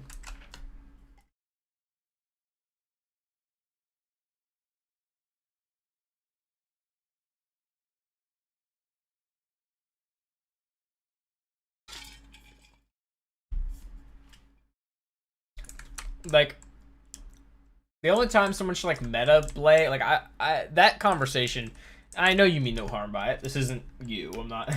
But like when people like get super obsessed with like, I'm picking this class because it's meta with this race, or sorry, I'm picking this race because it's meta for a spiritualist build. It's like, okay, but do you actually want to play as a Namekian or an Arcosian, or are you like choosing it only because of that? And if that's the case, you're not gonna have a great time, because anytime you follow like metas, unless that's your intention, unless, I don't know, that could be fun as its own thing, like seeing how strong you can be as a spiritualist. But like, to me, I know that when I've played games, sometimes I look back and I'm like, I played Elden Ring for the first time. I had like the map open to find like everything and like following wikis and all this shit, and it really just pissed me off. Not in the moment, but after the fact, I was like, dang, why did I get burnt out? This game is really fucking good. But then I'm like, well, because I was spending an extra 50 hours doing shit that was completely optional side stuff that wasn't really helping me at all. You know what I mean? Yeah, no, absolutely. Like, if you're, like, trying to PvP someone, going meta makes sense. If you're trying to, like, these things, that makes sense. But, like, if you're just playing a game for the first time, you probably should not even know what the fuck a meta is in the game, in my opinion. Which is why I hate when people are, like, asking, what stats should I have for this quest? It's like, I don't, bro, just, are you getting your ass beat? Are you dying too easy? Get more decks. Like, how do people play games? Is this a thing? Does everyone just play games like this these days? Does everyone just look up guides? Because I always thought, look, like whenever I looked up guides, it was always like a, oh, I couldn't figure it out. Let me see what the internet says, you know? I feel like that's shifted these days, though. Yeah. Yeah, that's what I've been doing lately. Unless I really get stuck. Like, if I really get stuck and, like, I'm like, oh, I have no clue what the hell I'm doing, then I'll pull out the guide, right? But, like, thank you. My whole thing is I feel like it just devalues the gameplay, right? Like, I mean, it'd be like if you had a friend sitting there right next to you. They've already played the whole game, and they're sitting there over your shoulder telling you, oh, don't do that. No, no, no, don't do that. It's a mistake. It's like, dude, shut up. Let me fail, and let me laugh about the failure. Because that's like half the fun of a game. If you do everything pitch perfect, you hit everything, it's just going to be like, this was a fun cinematic experience. Yeah. I think the thing about Apollo is, you know, a lot of people take it like super seriously and they want to get through the grind as quick as possible. I think so. That's kind of where that thought process comes from. A lot of people don't view it like as a this is a fun experience. They view it as how quick can I get through this, which, you know, it's a thing.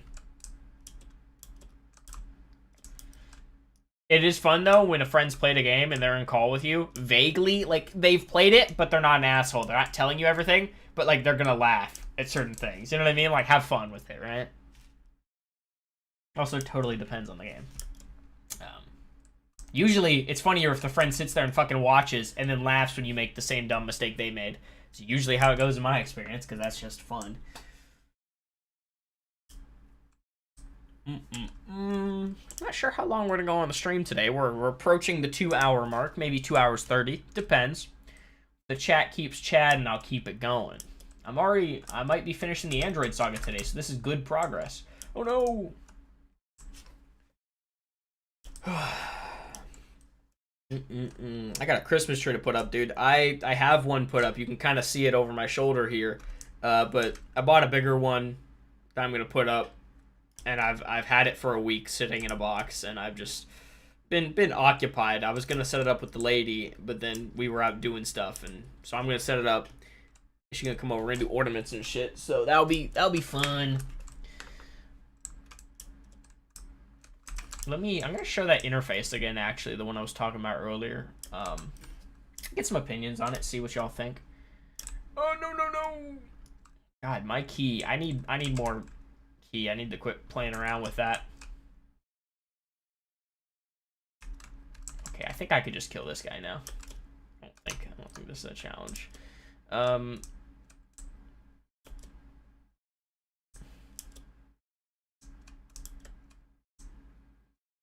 Yeah, man, I love Christmas, but the decorating part, I mean, I don't know, it depends. Like, I don't prefer it. I like to do it, like, if the lady's here, because it's just, like, more fun, because, like, we'd just be sitting there chatting, you know, and I could just be putting up decorations, and it makes the time go by. But if I'm just, like, solo decorating the tree, it's not super fun. Like, I bought a tree. I have 3 cats. One of them staring at me, or what? What's up? So I bought a tree with no lights on it because they chewed the last one. Luckily, it was a cheap $70 Amazon tree, so they chewed the lights on it. So all I did is I bought a new one that's 6 foot tall, and it has no lights. So I'm gonna do is string the lights on it separately that I bought. So then if it gets chewed, it doesn't matter. I'll just, you know, get a new set of lights. They luckily don't chew things as much as they used to. Like, they chewed it when they were kittens. I've had it like 2 years now. So they realistically won't chew it again, but, like, you know, I'd rather not have that be a possibility and then be out a $100-something tree, because trees ain't super cheap. Like, especially with lights. And then you can't change the lights. I don't know. If I want to change these lights, I can. Oh no, you can see the Christmas tree, and you could see that right there, that part's out. The top is on. This part's on. It's bad.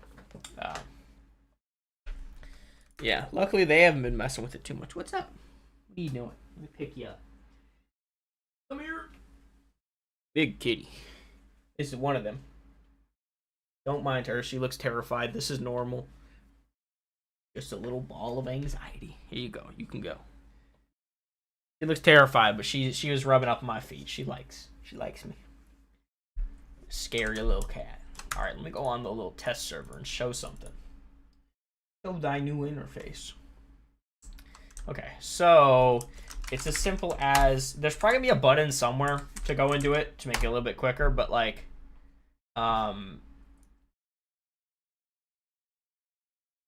Yeah, you're gonna be able to change your title here. The green and red coloring means you have it unlocked or locked. Like I don't have this one. This one is unlocked. Um, so yeah, and then if I wanted to like favorite, like oh I really like the ghostly title, you could favorite it, put it up here at the top. It will show regardless of where you are, the category wise. And if I wanted to look for spook titles, right here are all the spook titles. If I want to look for anything like primal, you know, Saiyan, right there.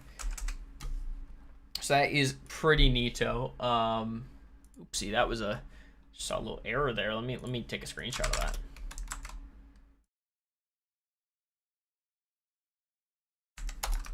Yeah, it'll probably be coming out next build or something. Probably not with Jolly release, but we'll see. You could also change your rank title, rank display here, whatever you want to call that.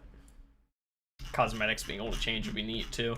So these would just get rid of all those two commands and not need a command for ranks.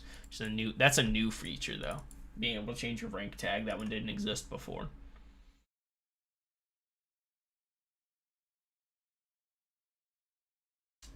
It's cool because those menus, you might notice, are the same kind of style as this, like this just simple old interface here. It's all, there's no actual textures. It's all just code. You know, it's just a black box. So makes making the menus really easy. So quite enjoy that part of it.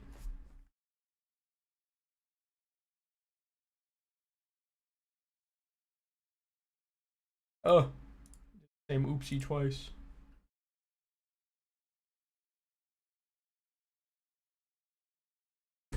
Yeah, consistency as well as not having to actually design a UI, because when you actually design UIs with actual textures and shit like that, it's a lot harder. It requires an entire extra step of graphic design rather than just making it and positioning things cutely. I also think there's genuinely something cool about like these super sleek menus right here. Like I don't know, I think they're quite cool. Which it's a cool combo of like less work and they look good. Hell yeah.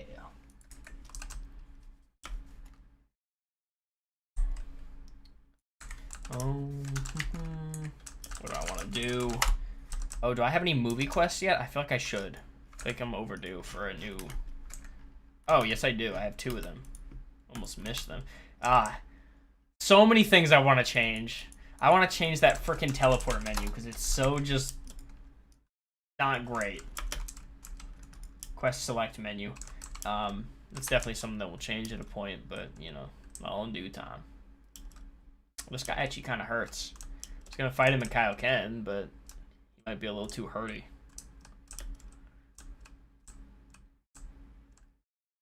I feel like, don't I have Kaioken ×4, or is that like a...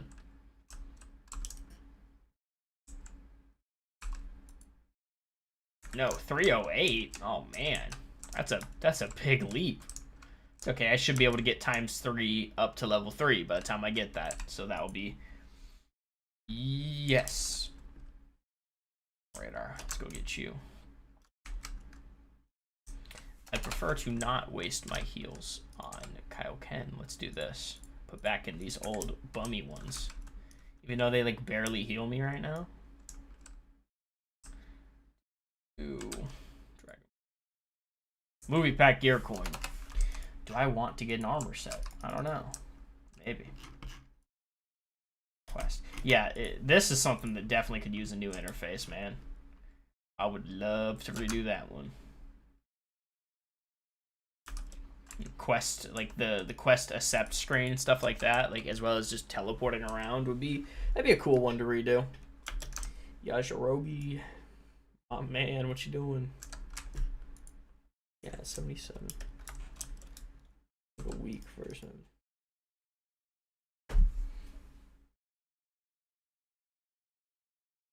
Yeah, that'd be cool. That'd be pretty neat. And you can, with what you said, you could tie in the whole cooldown time. You can have a cooldown for teleporting as well as a time it takes to cast.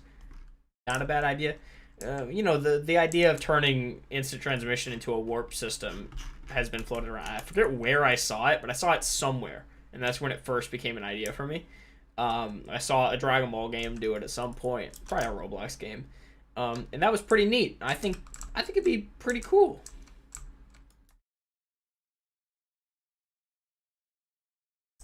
It's at least better than slash warp, or on a different topic of just making warping better. Make it not a plugin, man. Plugins. The reason I like recode them so consistently, like every time I get an excuse. And what I was gonna say was, if you do warp, being able to press tab, so you don't have to type the warp every time, and it would make it easier. Things like that. What came to mind right there was I want to recode that and make it our own system. The reason that's beneficial beyond that, beyond just being cool, is, well, now we have the system hard-coded, so all I have to do to push out a new warp or a tweak to it is upload the server file the same way I update anything else. Rather than going into this plugin, grabbing it from here, and putting it on the other 5 servers. You get what I'm saying? Like a plugin config or whatever. The warps are actually their own files, but it's annoying. I often forget to move the warps whenever we push out a change that tweak them. So, minor inconvenience though, really. Not something that like I'm in a rush to remake. It really wouldn't be that hard though, come to think of it, but I also don't really think there's much benefit to it. The warp system works.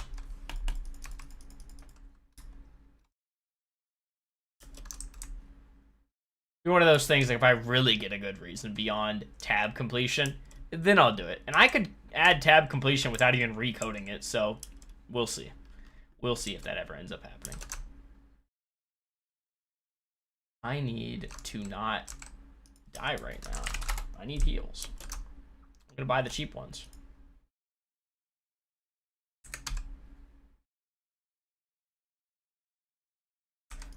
Go. Nice. Okay, this should be just enough to get us. Yeah, Roblox devs are pretty creative though. Like a lot of times they don't really give a shit to stay in the box. I feel like, because if you can make a Roblox game, you're already a coder. Like you're already off to a great start in terms of your skill set. Whereas like a lot of people that can make Minecraft mods.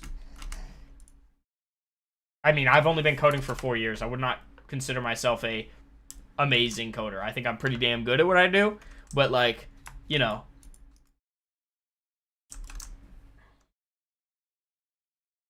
Roblox games are pretty creative very often.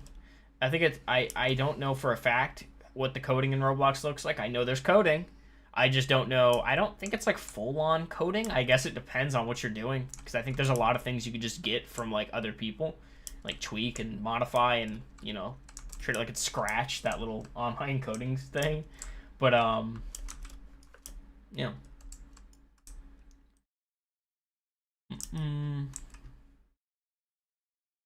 Ooh, gear coin. Very cool. Oh wow, I have a couple Namek balls. I'm gonna get 2 more Dragon Balls, and then I'll go turn them in, and I'll have Ziesel.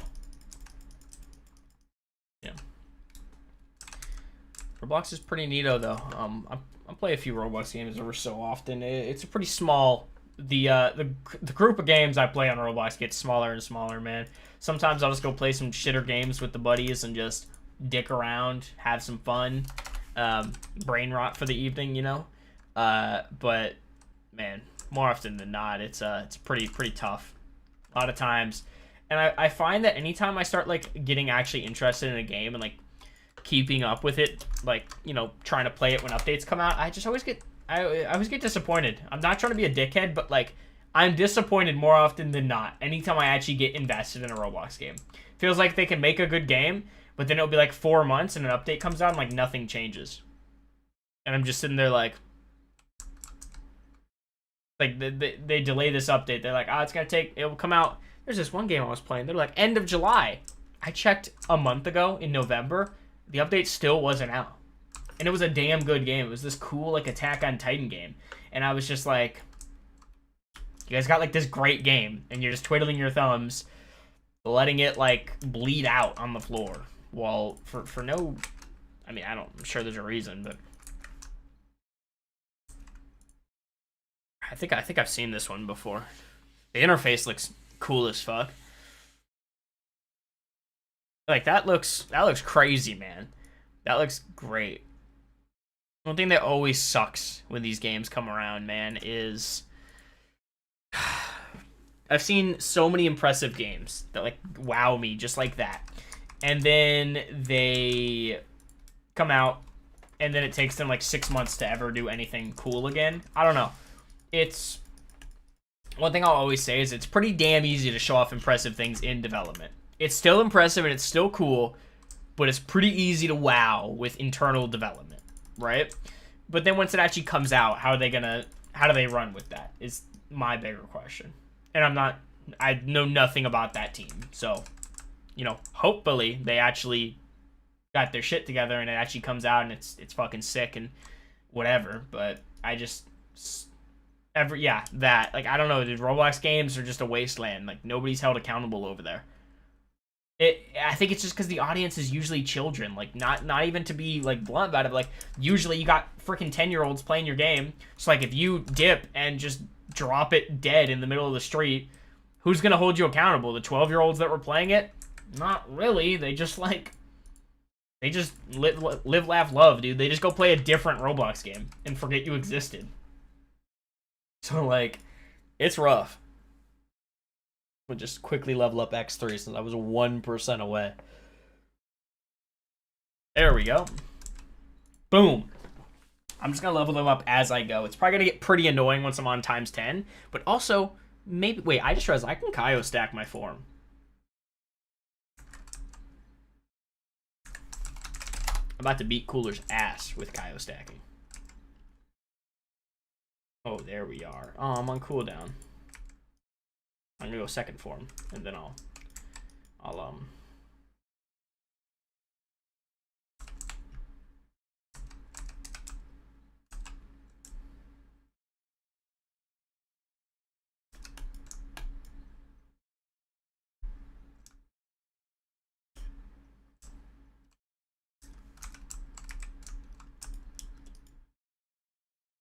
Kaio stacking. Oh my gosh, I don't even think he's gonna be able to damage me anymore. Oh, he still can, but you know.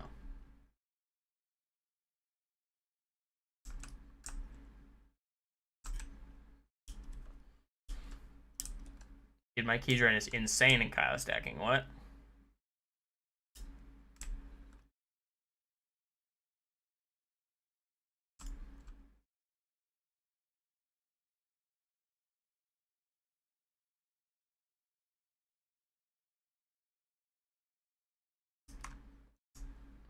I also think Roblox, the platform, has such a history of just not giving a fuck about what happens on their platform, whether it's literal felony activity or just generally unsavory shit that like the creators do. Like, it's not uncommon that people do what we're kind of talking about here with like games where they just release and then leave it dead. And I guess that's also not illegal.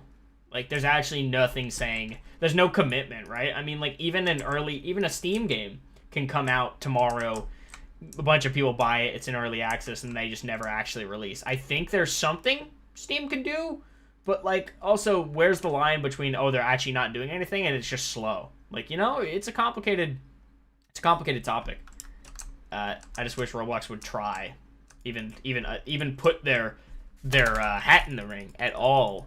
Even occasionally punish big creators for just finessing their communities. Making, you know, probably hundreds of thousands of dollars, lots of money. Roblox devs make quite a lot.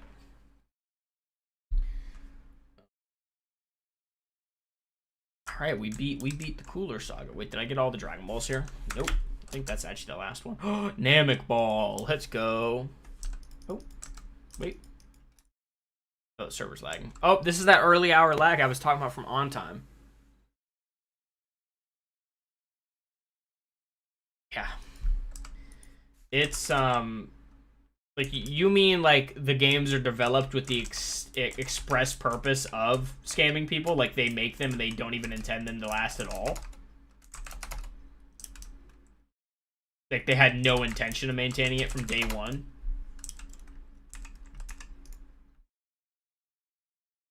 Because, like, if it's an honest mistake where, like, it just circumstantially happens, that's one thing.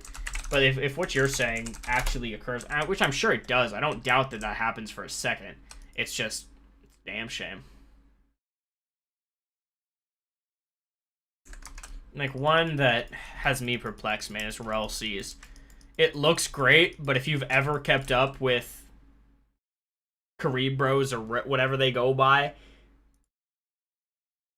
they've made a lot of games, the Karib Bros, and they have a history of just not supporting games for long if they don't do well, which is okay. They make them get people hyped, people to sub their Patreon, pay for tester. Yeah. Oh, I gotcha.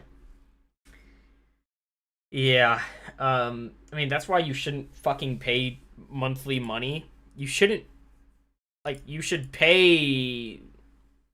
Yeah, there's games like Deep Woken. I think it's like 1,000 Robux to play that. It's hella worth it though. You're just paying like $10 to play it forever, and it's not very predatory in game. Like, there's not a lot of money to be wasted in game if you don't want to. So, you know. But yeah, Rel's. I feel like I'm just so vexed because they make like a new Naruto game. Aside from their last one, they used to make one like literally every year. I swear there'd be a new Shinobi Life, a new Shindo, Nindo, something every few years. I was playing them. Oh yeah, thank you. Okay, yeah. Literally, it's like small entry fee, and like you can pay to revive, but like you're a dipshit if you do that because you're just gonna die again. Like, come on now. It's not like you're paying to, it's nothing crazy.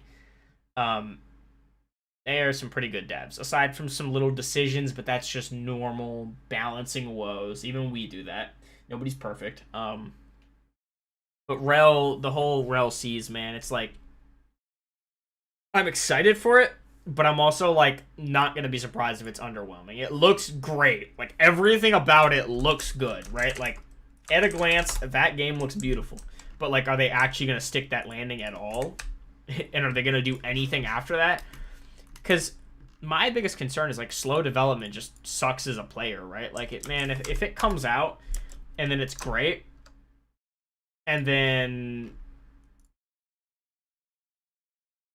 it doesn't really get maintained, that's always what's scary to me, because it's like, yeah, it's cool on release, but, like, are they going to maintain it for, like, 10 days? Which I'm sure I don't know. I was never super involved in their community, so maybe there's just a lot of details I'm missing, and I'm just, like, taking the piss here, right? Who knows? Maybe it's more complicated than I give it credit. But, yeah, back in the day, they literally just used to make new Naruto games. The one thing I'll give them credit for is often if you bought a Game Pass, which those games are hella predatory, money-wise. If you bought a Game Pass, I forget which one I played. I think it was Shinobi Life. I bought, like, all the Game Passes at a point when I was, like, a little 14-year-old. They would carry over. Like, Shinobi Life 2 had them. I think I bought them back on one of their first bigger ones. Probably before Shinobi Life. So, like, at least it carried over.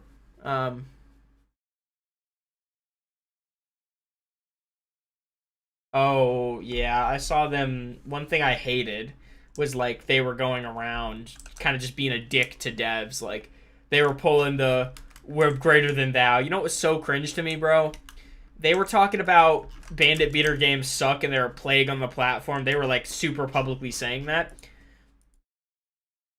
Like, these guys didn't popularize punching a fucking log. Like, AFK punching a log, bro. At least with a Bandit Beater, you're, like, doing a gameplay loop. Like, Challengers, that's basically Bandit Beating, right? At least you're doing a gameplay loop and not just actually AFK. Like, dude, I set up macros to farm fucking logs in Shinobi Life. Like, just auto-clicking your moves. That shit's terrible. The whole game was that. Hell, their latest game, Shinobi Life, fucking...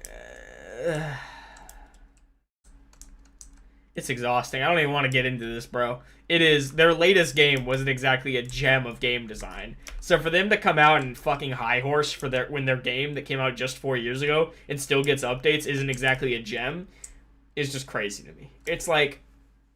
Don't go pointing fingers and being a dickhead, bro.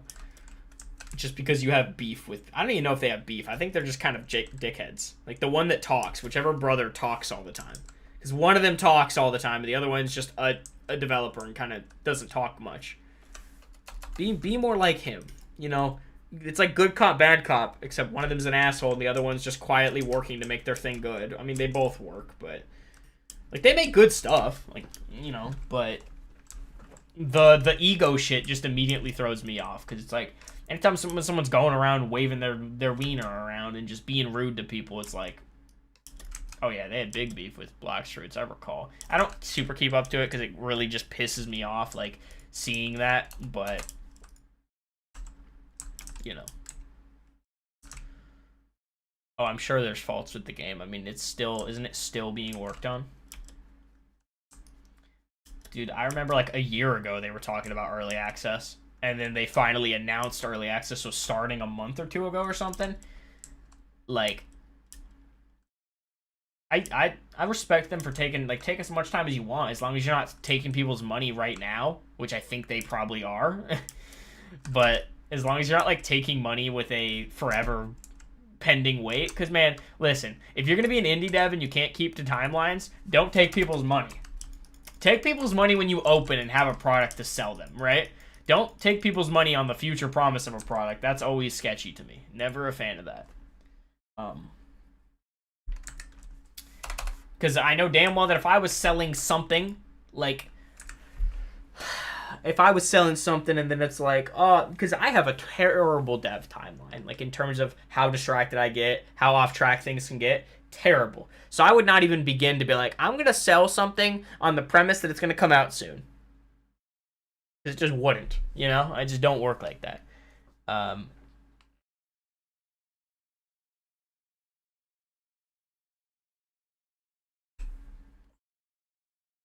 Dude, everyone's hyping the fuck out of the game. I'm 90% sure it's just people being paid to gas it up so much because the amount of hype the game has all over. I feel like it's like people have never seen a good video game before. The way people talk about RLCs, like Deep Woken doesn't exist and is already a good high polished game. RLCs isn't exactly. It doesn't. Comparing it to like Grand Peace, a game that's already been out, which that game has a horrible development timeline. Don't get me started on that. It's already like it's not looking leagues better than Grand Peace. That game has been out for years, and it's like, I don't know.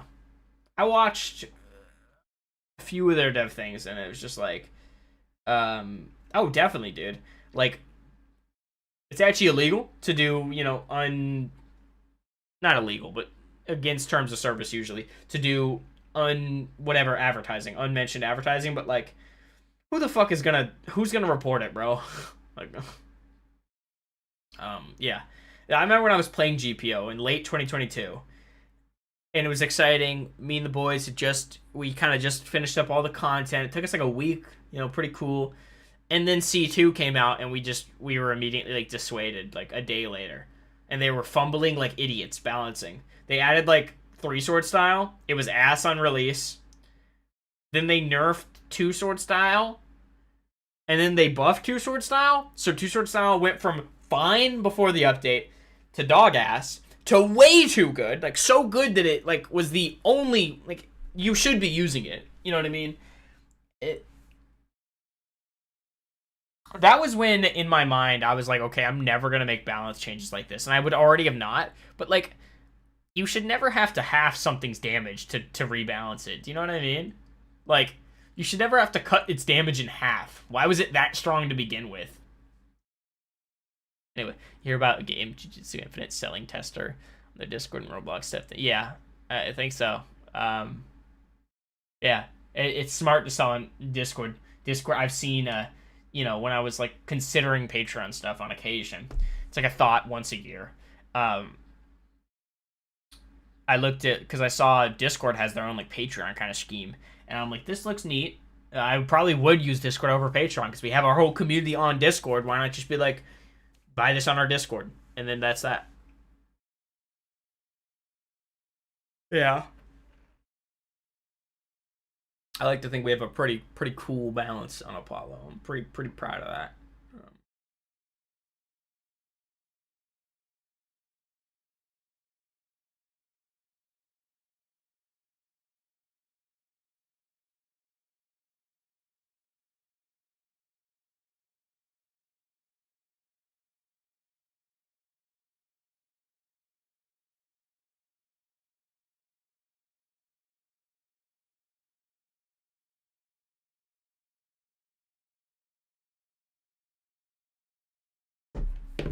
Yeah, balancing is doesn't exist. Am I done with Android? Oh, this is probably my last collectible, come to think of it. Oh, I already got it, silly goose. It's probably the next quest then. Did I already beat this one?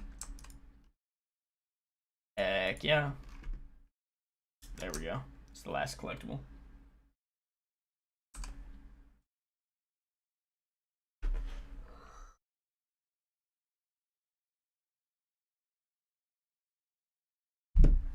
This has been a Roblox rant for the last hour, 30 minutes or something. It's funny. I say, dude, it's freaking easy to critique Roblox games because it's terrible half the time.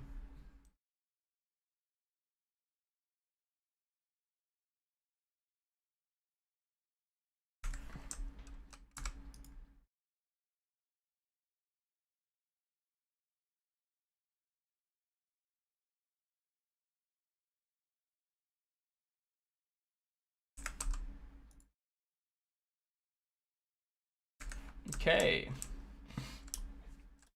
I want to say I could beat that quest I'm on.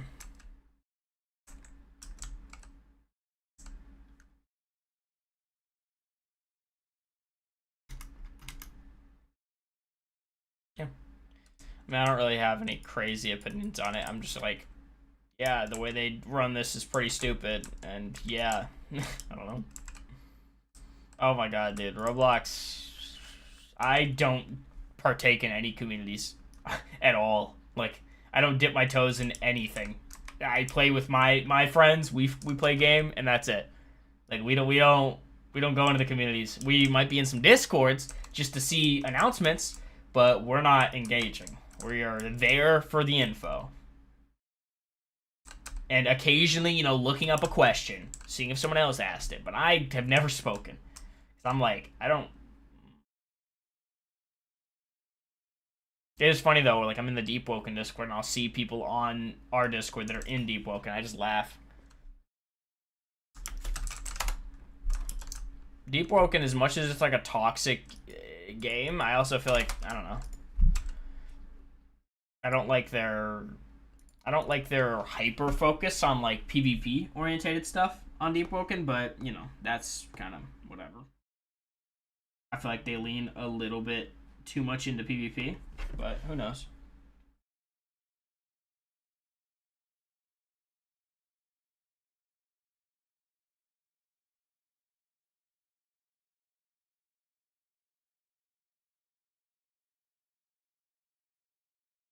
Yeah, I feel you on that.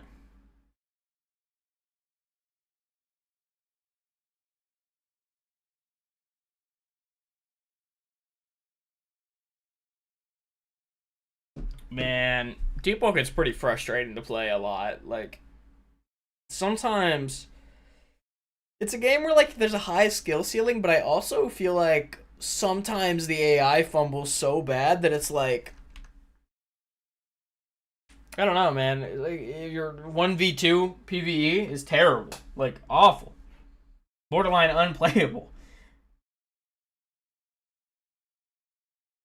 Yep. It is literally one of the best Roblox games. One of the things I always say about it is like, why is this on Roblox? And I'm not even trying to be an asshole, but like, Roblox kind of fucking sucks as the platform, bro. And the game's gonna be laggy as shit, and it's just gonna have tons of random issues because of Roblox, and it just feels like they shouldn't even be on Roblox. I feel like they're just hurting themselves, you know?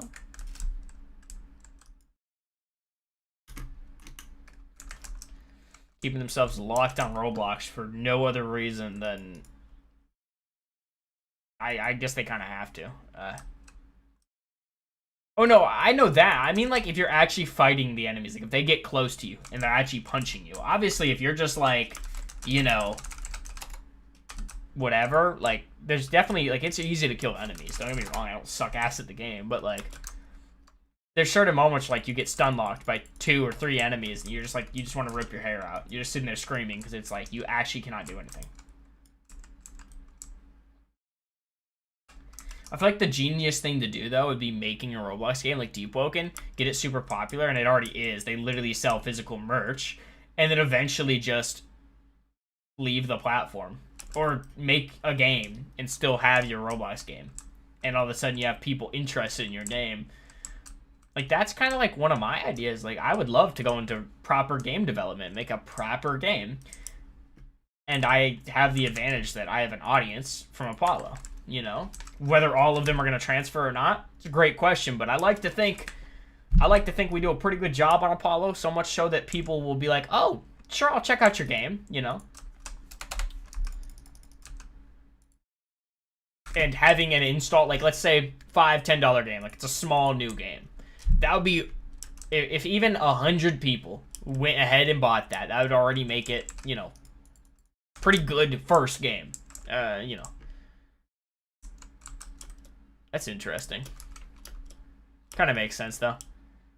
Or just made the bag and then stepped away. Can't blame them.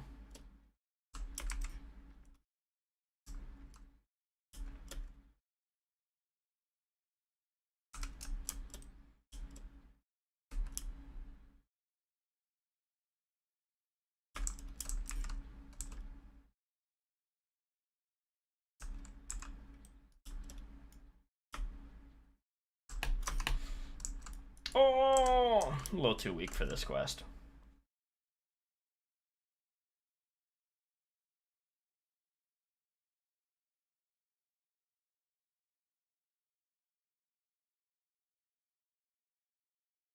Nice. I could probably go kill the quest now, but I kind of just want to kill some challengers.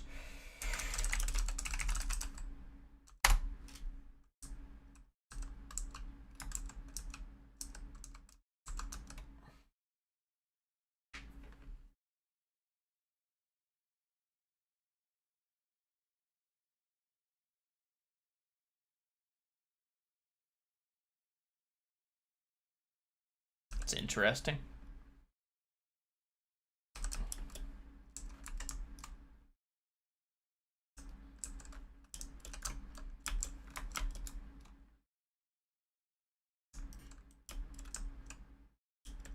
Oh, probably.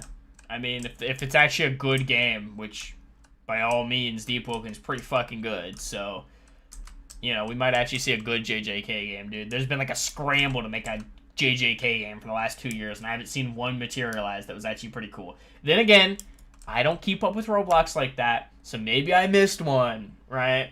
But, like, all I heard about was that one paid access one that was obviously scrutinized for good reason, so. I just fucking use a heal item in this. That's embarrassing.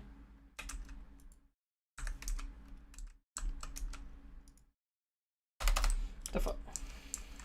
Just hit me up there?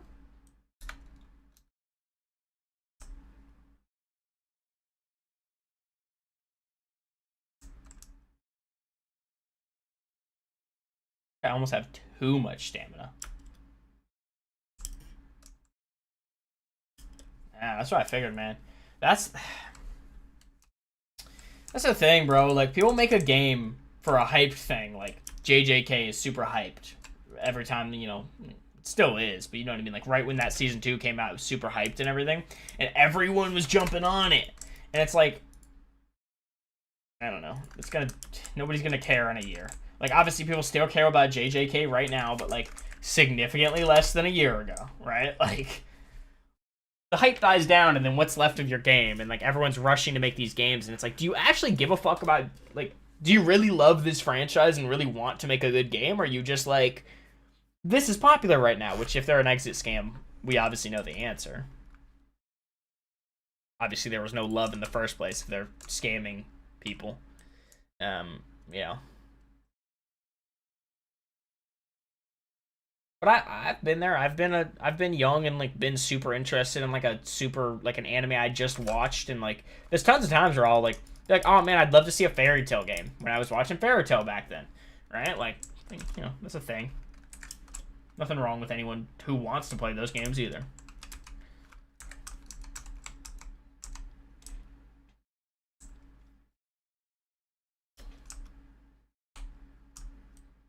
Yep. And like literally all you have, like, does anyone actually look into the dev of a game before they play it? Realistically, no. So like all you actually have to do is just, you know, make a new account. and all of a sudden, or just change your name, and like all of a sudden you kind of avoided like 80% of people who knew your name. It's rough. Dude, Fairy Tail Roblox games used to be really fucking fun. Deep Woken literally is Fairy Tail with a different theme. Like, Fairy Tail is just magic. It's just magic. It's as generic as every other magic anime, but there's some cool ass stuff there. And it's a really cool anime. So like the fact that that was like one of those 2014 era Roblox games where you would yell your chat, it would yell your move every time you'd shoot it, like that era. You just click a move in your hotbar. Man, I'm so sad that Fairy Tail kind of died off once the series like kind of ended. There's a lot of weirdness with Fairy Tail. Kind of squandered a little. Which is sad because it was really fucking cool and people stopped making Roblox games. Hunter x Hunter too. There were some pretty neato games. I never even watched the anime, but there were some pretty fun games. And like, because they're not hot button animes, people just give up on them, you know? And they just, whatever.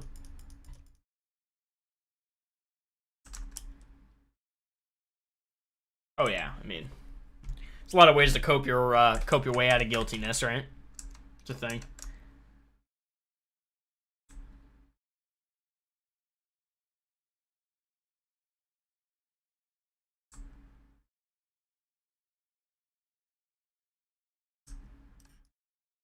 And it's always a shame, man, because it's like, you know, you could say like, oh, let me just go back and play this super old game, but like, that's a perfectly reasonable thing, man. But playing a super old game that you know is never gonna get an update, just all of these little things, it's a little painful, you know?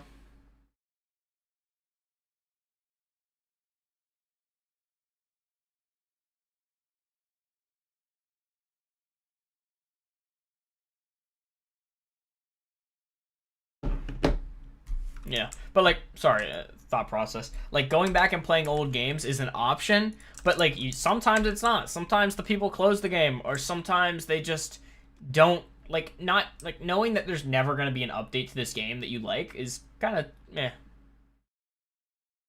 Well, a lot of times the reason they stopped existing, like Arcane Adventures, you know, there is Arcane Odyssey today. But the reason Arcane Adventures doesn't exist is because Roblox basically nuked the game by changing something that apparently broke a bunch of it, and the dev didn't want to put in presumably hundreds of hours of what just a lot of work to remake the whole damn game. So he just ended up making other games after that, you know? Fucking blows for the dev and for the community. Because you can't even, like, I don't know, man. Roblox's history is so funny, man.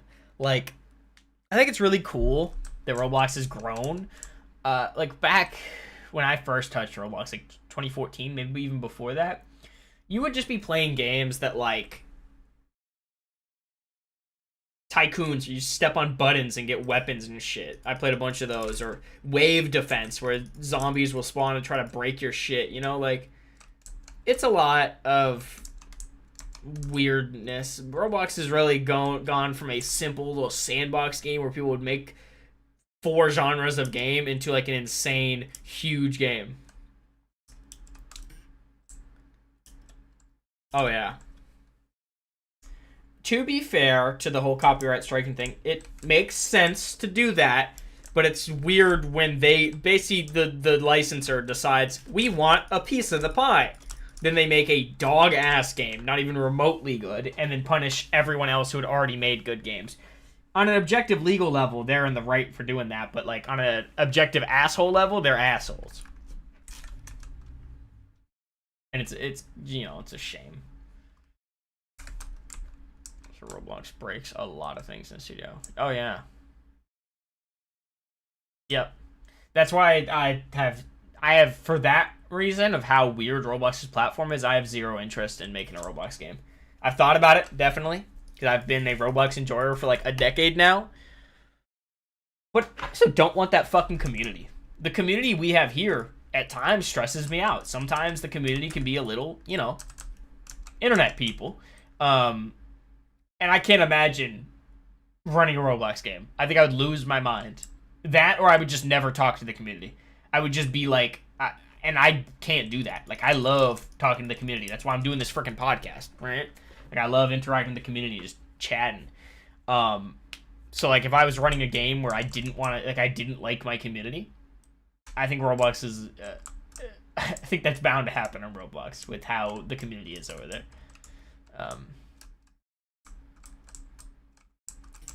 Yeah.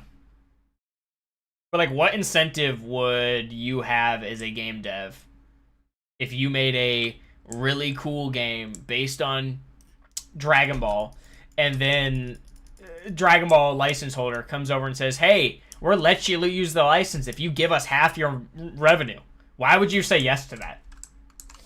Like, actually think about that. They didn't do anything, right? And they're just walking over saying, "We'll let you use the license." Like, obviously, you're probably getting legal trouble if you don't. But like, my point there is like, it's a lot more likely that they just make their own, the license holder, because then they can like probably take a shit ton of the revenue on that, probably half. I wouldn't be shocked if it was 50-50 with them and the devs, because they're letting them make an official Dragon Ball game in Roblox. That's kind of that is a big deal objectively. It's just, you know, it's been a not big deal because the games always suck ass. That could have been huge, bro. Like, devs on Roblox making these licensed games illegally, basically, have made millions of dollars easily. I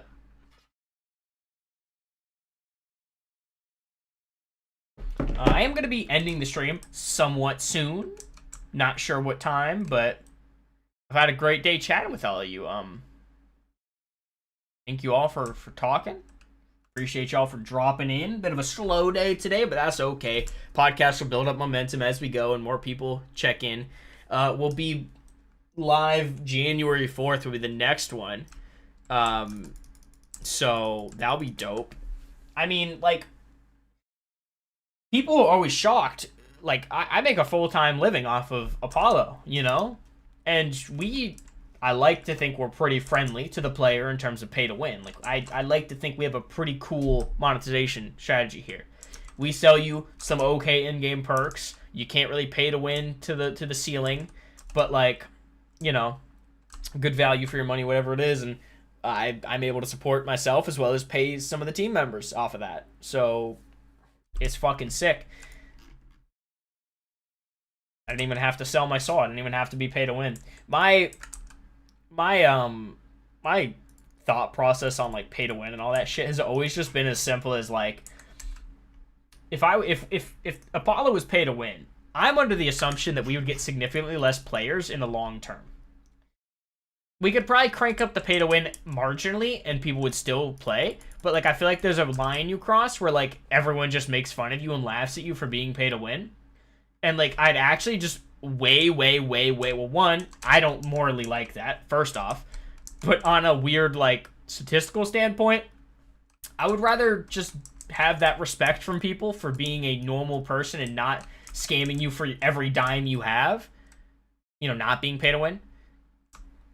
And just, you know, I don't know. I feel like you make more money in the long term is what I'm saying, by not being a dickhead. Because like all those pay to win servers that like literally sell forms and shit, they literally don't exist 6 months later. You see them like they're resetting, they're in maintenance for 6 months, they come back, they're popular for 2 weeks, and then they disappear for another 6 months, and they just cycle, probably make a few $1,000s every 6 months, and it's like, that's cool and all, but I don't know. I'd rather not do that, like, ever. It's more like to support the devs. Yeah. Are you? I ran out of stamina. Oh, that was painful. That was a painful loss. And I'm watching this on the replay. 1 second. I want to see this fucking fail. Cell was 2 hits away from death. That's so sad. Yeah. We do our best to be normal human beings. You know, we also play video games and see predatory practice. I mean, even in the Dragon Ball community, there's a bunch of like Dragon Block, like DBC community. There's a bunch of questionable monetization going on. So we're happy to not be that because we saw it. You know, We put a lot of thought into every time we add anything new to the store. Like, it is a big conversation every time we make a change. Like a more casual change. Well, we changed the store theme. That's a thing. It does literally nothing aside from make it not look like shit. Can I turn on my share screen? I don't. Yeah. So.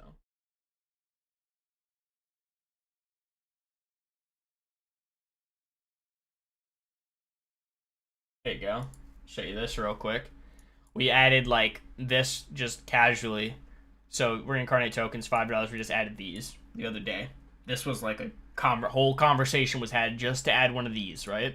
So this is $5. You get 4 for 15. You save 25%, right? Like it's you buy price of 3, you get 4. You know, simple things. Like if anyone actually cares to get that many reincarnate tokens, they can, and they don't have to spend $20 now. So stuff like that. There's big conversations about everything on our store. I mean, like $80 for something like supporter is already like the upper limit of what I'm comfortable. Like I'm not comfortable being like, actually no, sorry, that's a lie. That's a lie. This is the upper limit, $95, and it's already a lot. But this is because it's just supporter with some extra stuff sprinkled in, right? Like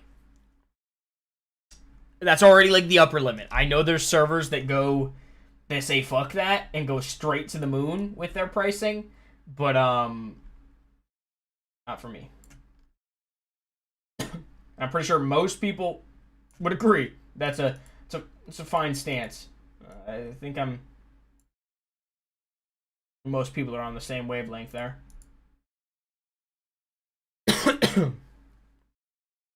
Yeah.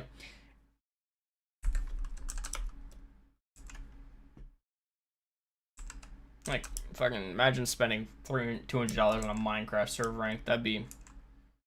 Like, I think about it, it's hard pricing things on the internet because, like, the internet puts you in this weird space where, like, sometimes you're like, oh, man, $60 is a lot for a new game. But then other times you're, like, casual $5, $10. Like, microtransactions are insane.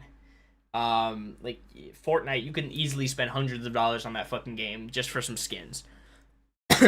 But then hundreds of dollars in real life is a lot of money. Like, that's a good grocery trip and, like, good eating out dinner, you know? $200, like... Money is weird on the internet, dude. It's hard to keep grounded. Because, like, even a $95 rank is a lot of money. Like, a $95 bundle pack is quite a lot of money. So, it's why, like, that's our absolute upper limit. And we don't plan on, you know, pushing that. I'm going to do a few more Challenger runs. And I'll scamper on out of here for the day. And we'll be back on January 4th for another podcast, for episode 3 of the podcast. Oh, yeah. I mean, sell a game for $60, you get $60. Sell a microtransaction that you could buy infinitely. I mean, like, we exist off microtransactions, right? Technically. You don't pay to play Apollo, you pay to support us. Which is it's a weird monetization scheme on our side, right? Because we rely on people just wanting to buy stuff on the store. Which half the time, I don't think we even push the store. Like... for a long time, a lot of our development was not even in the direction of anything that was related to the store. Like, at most, a rank would maybe get a little better by proxy of a system changing, but we've never actually directed our focus. And I'm not trying to, like, grandstand here. That's not what I'm doing. I'm just kind of saying how our thought process is. We never, like, actually were like, how can we get people to go to the store? We never even thought about that. We were never... I don't know. I haven't seen it. I've heard about it, though. A couple people I know have played it. It looks pretty neato. I'm in base form fighting this guy. What am I doing? Oh, give me that.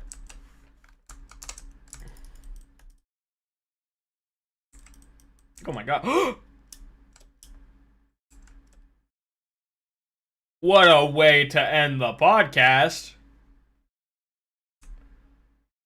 Dude, this is like my first natural moment getting this. I've never seen the cutscene naturally like that. I've never just experienced it like that.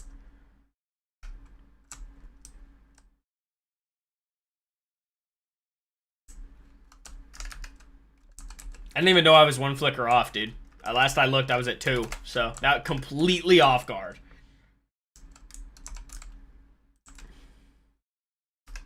Look at me chunking his health. 6.8k. It's about to jump. Oh yeah, 7. There we go. Hell yeah. What a way to end. Absolute perfect ending. Dude, look at... Oh man, I like this. Yeah, Rook popped off on this design. Look, marionette looking thing with the fucking blacked out eyes and like the hinged jaw. You know what I mean? Pretty fucking neato there. Little lines on the jaw is supposed to be like hinged, like a puppet. Yeah, but thank you all for watching. I appreciate all you guys for chatting and keeping me company on this podcast for over 2.5 hours. Yeah. So thank you all for watching. If you want to catch the next one, that'll be January 4th, same time, 2 p.m. CST, whatever time zone you're in. Just look that up. Yeah. Have a great day. Thank you all for dropping in. Peace out.